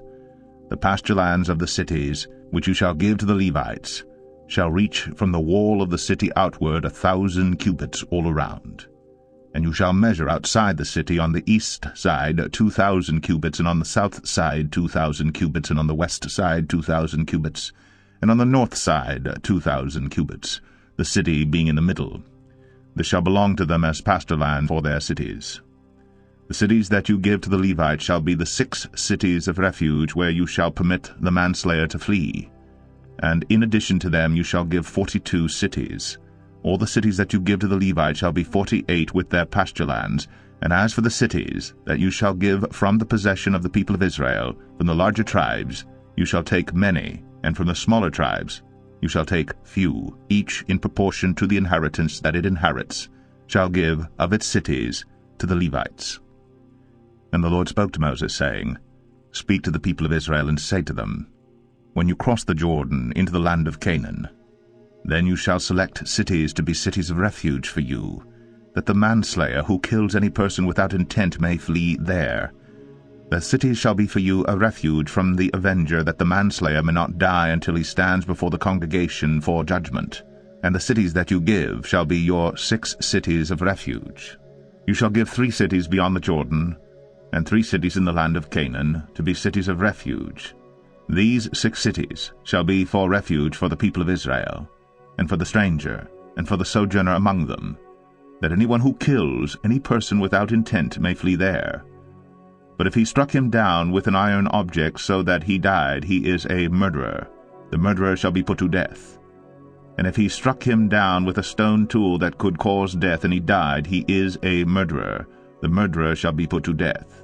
Or if he struck him down with a wooden tool that could cause death, and he died, he is a murderer. The murderer shall be put to death.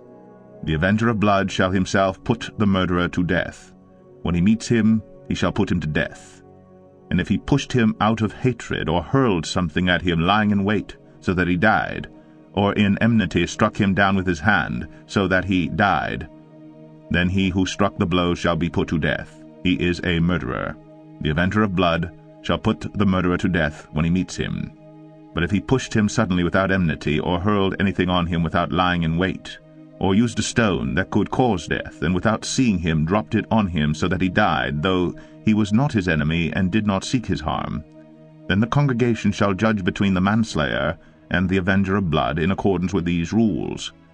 And the congregation shall rescue the manslayer from the hand of the avenger of blood, and the congregation shall restore him to his city of refuge to which he had fled, and he shall live in it until the death of the high priest who was anointed with the holy oil. But if the manslayer shall at any time go beyond the boundaries of his city of refuge to which he fled, and the avenger of blood finds him outside the boundaries of his city of refuge, and the avenger of blood kills the manslayer, he shall not be guilty of blood, for he must remain in his city of refuge until the death of the high priest. But after the death of the high priest, the manslayer may return to the land of his possession. And these things shall be for a statute and rule for you throughout your generations in all your dwelling places. If anyone kills a person, the murderer shall be put to death on the evidence of witnesses.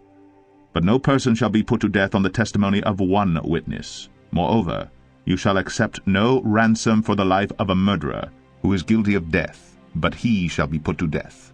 And you shall accept no ransom for him who has fled to his city of refuge, that he may return to dwell in the land before the death of the high priest.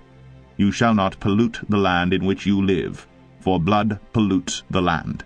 And no atonement can be made for the land for the blood that is shed in it, except by the blood of the one who shed it.